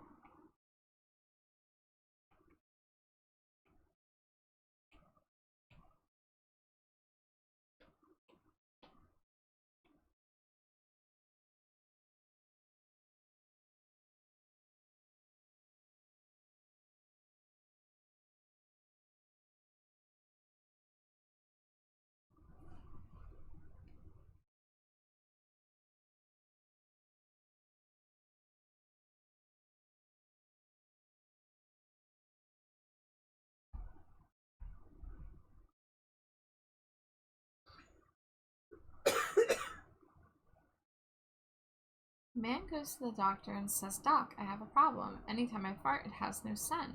So the doctor says, okay, let one rip and let's see. So the guy rips a fart and says, see, Doc, no scent. And the doctor says, yes, we have to get that operated right away. The guy says, my butt needs operating? The doctor says, not at all. We need to operate your nose. Am I stupid? Do I not get that? The dude can't smell his own horrible farts. Okay. He thinks his farts are scentless, but his nose just is broken.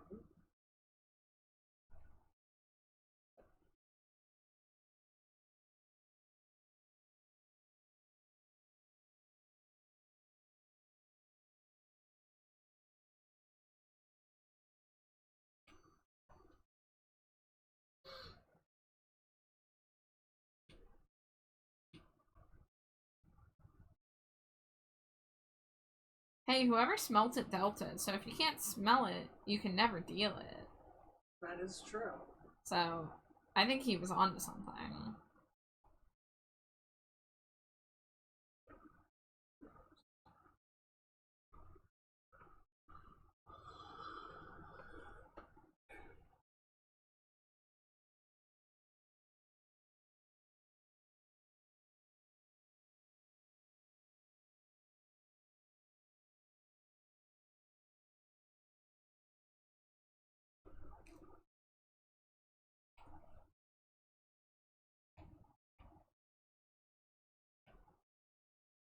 Alright, so now we go here. I love this new Procreate feature.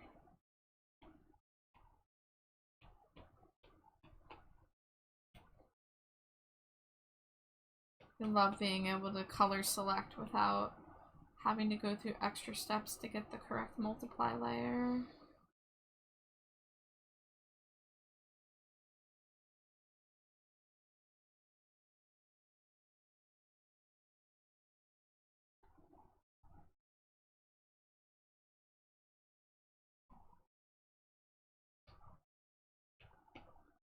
Big mask, add, scroll down, grab that.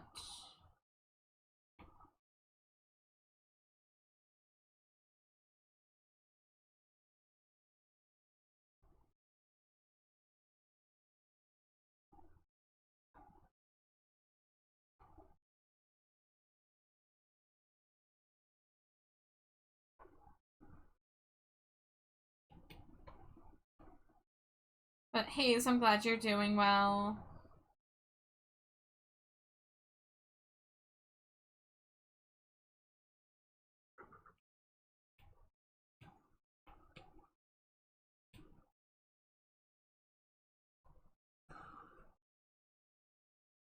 Okay, bottom of the boot. Come on, we're so close. So close to finished.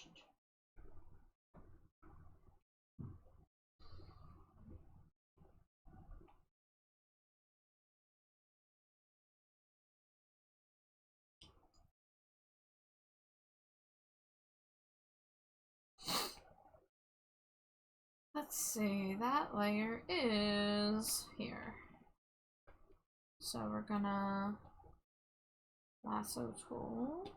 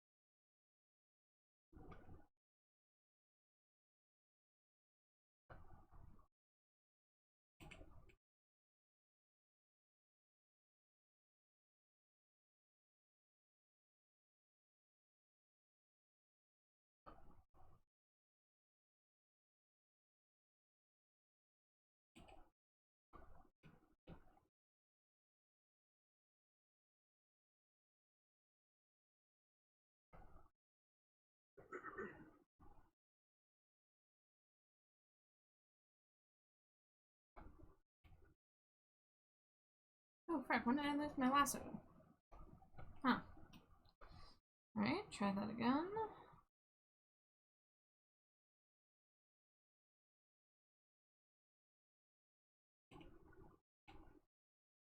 And we're gonna go on this layer.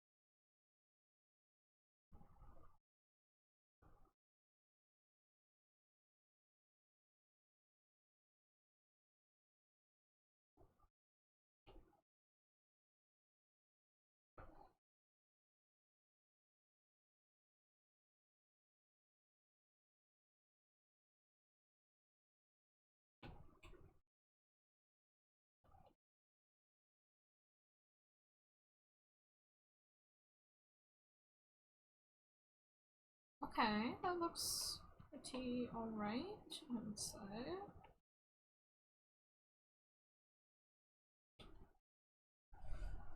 Alright, like I said, I'll come back to this when I'm more well rested. Always a good idea to wait until having more energy to finish a piece. There we go. Okay. As much as I would like to finish the box right now, I think this is where I'm gonna have to stop. But we did the rendering, and I didn't feel good about the rendering until about 30 minutes ago or so, but at least it came together in the end, I think. I think I'm getting better at rendering latex. So let us see if there's any art people we'd like to raid.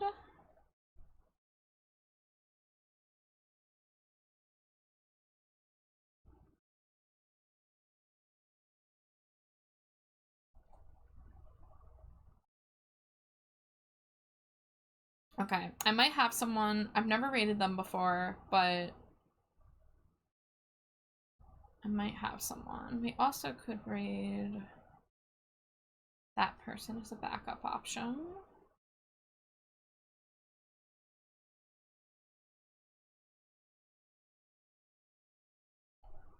It looks great. Thank you. Thank you. Yeah, rendering, you know, if I make it look easy, I promise you it's not. It's not easy. I had to redo things a couple times. I rendered the metal parts on the legs incorrectly the first time. I, you know, had to kind of fight the jacket a bit, and I think I still have a little bit more work to do on it, but, you know, you just gotta keep at it and, you know, not be afraid to redo something if it doesn't work. Like I redid the lines on the tail too, because I think it looked wonky before. So I think it all came together. That's where I recognize this person's name. Okay, this person is in Plague Babies community. Let me try to get a vibe.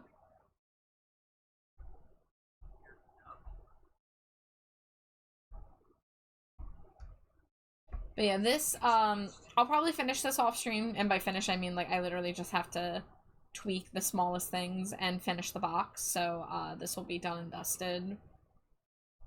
Either, probably tomorrow, probably not later tonight. I'm, like, tired right now. I need to go unwind with some Pokopia, I think.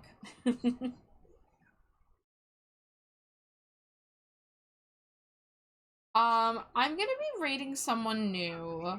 I recognize their name because they're in Plague Baby's community, but I don't think I've ever attended one of their streams before, so I'm trying to get a vibe, but we're just gonna go in. We're just gonna go in blind. Let me see, do you have pronouns? I do not see pronouns listed.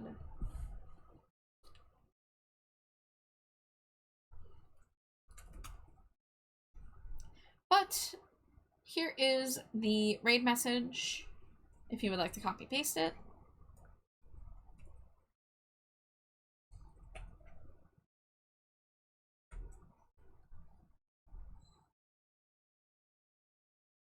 And we are going to be raiding Chocolate Milk G.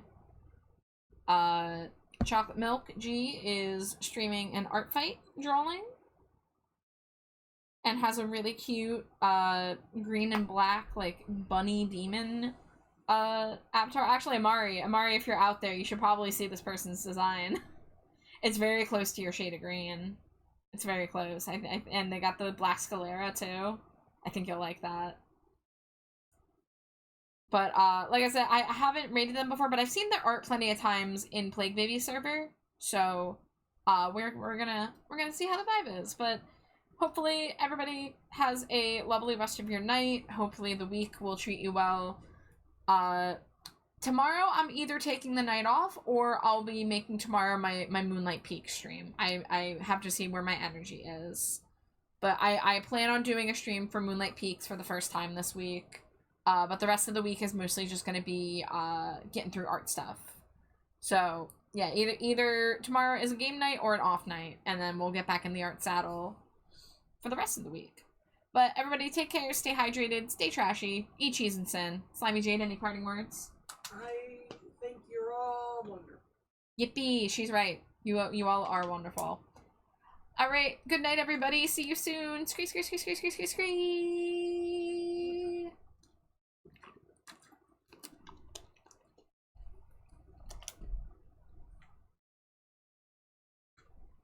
People wanna hear the name.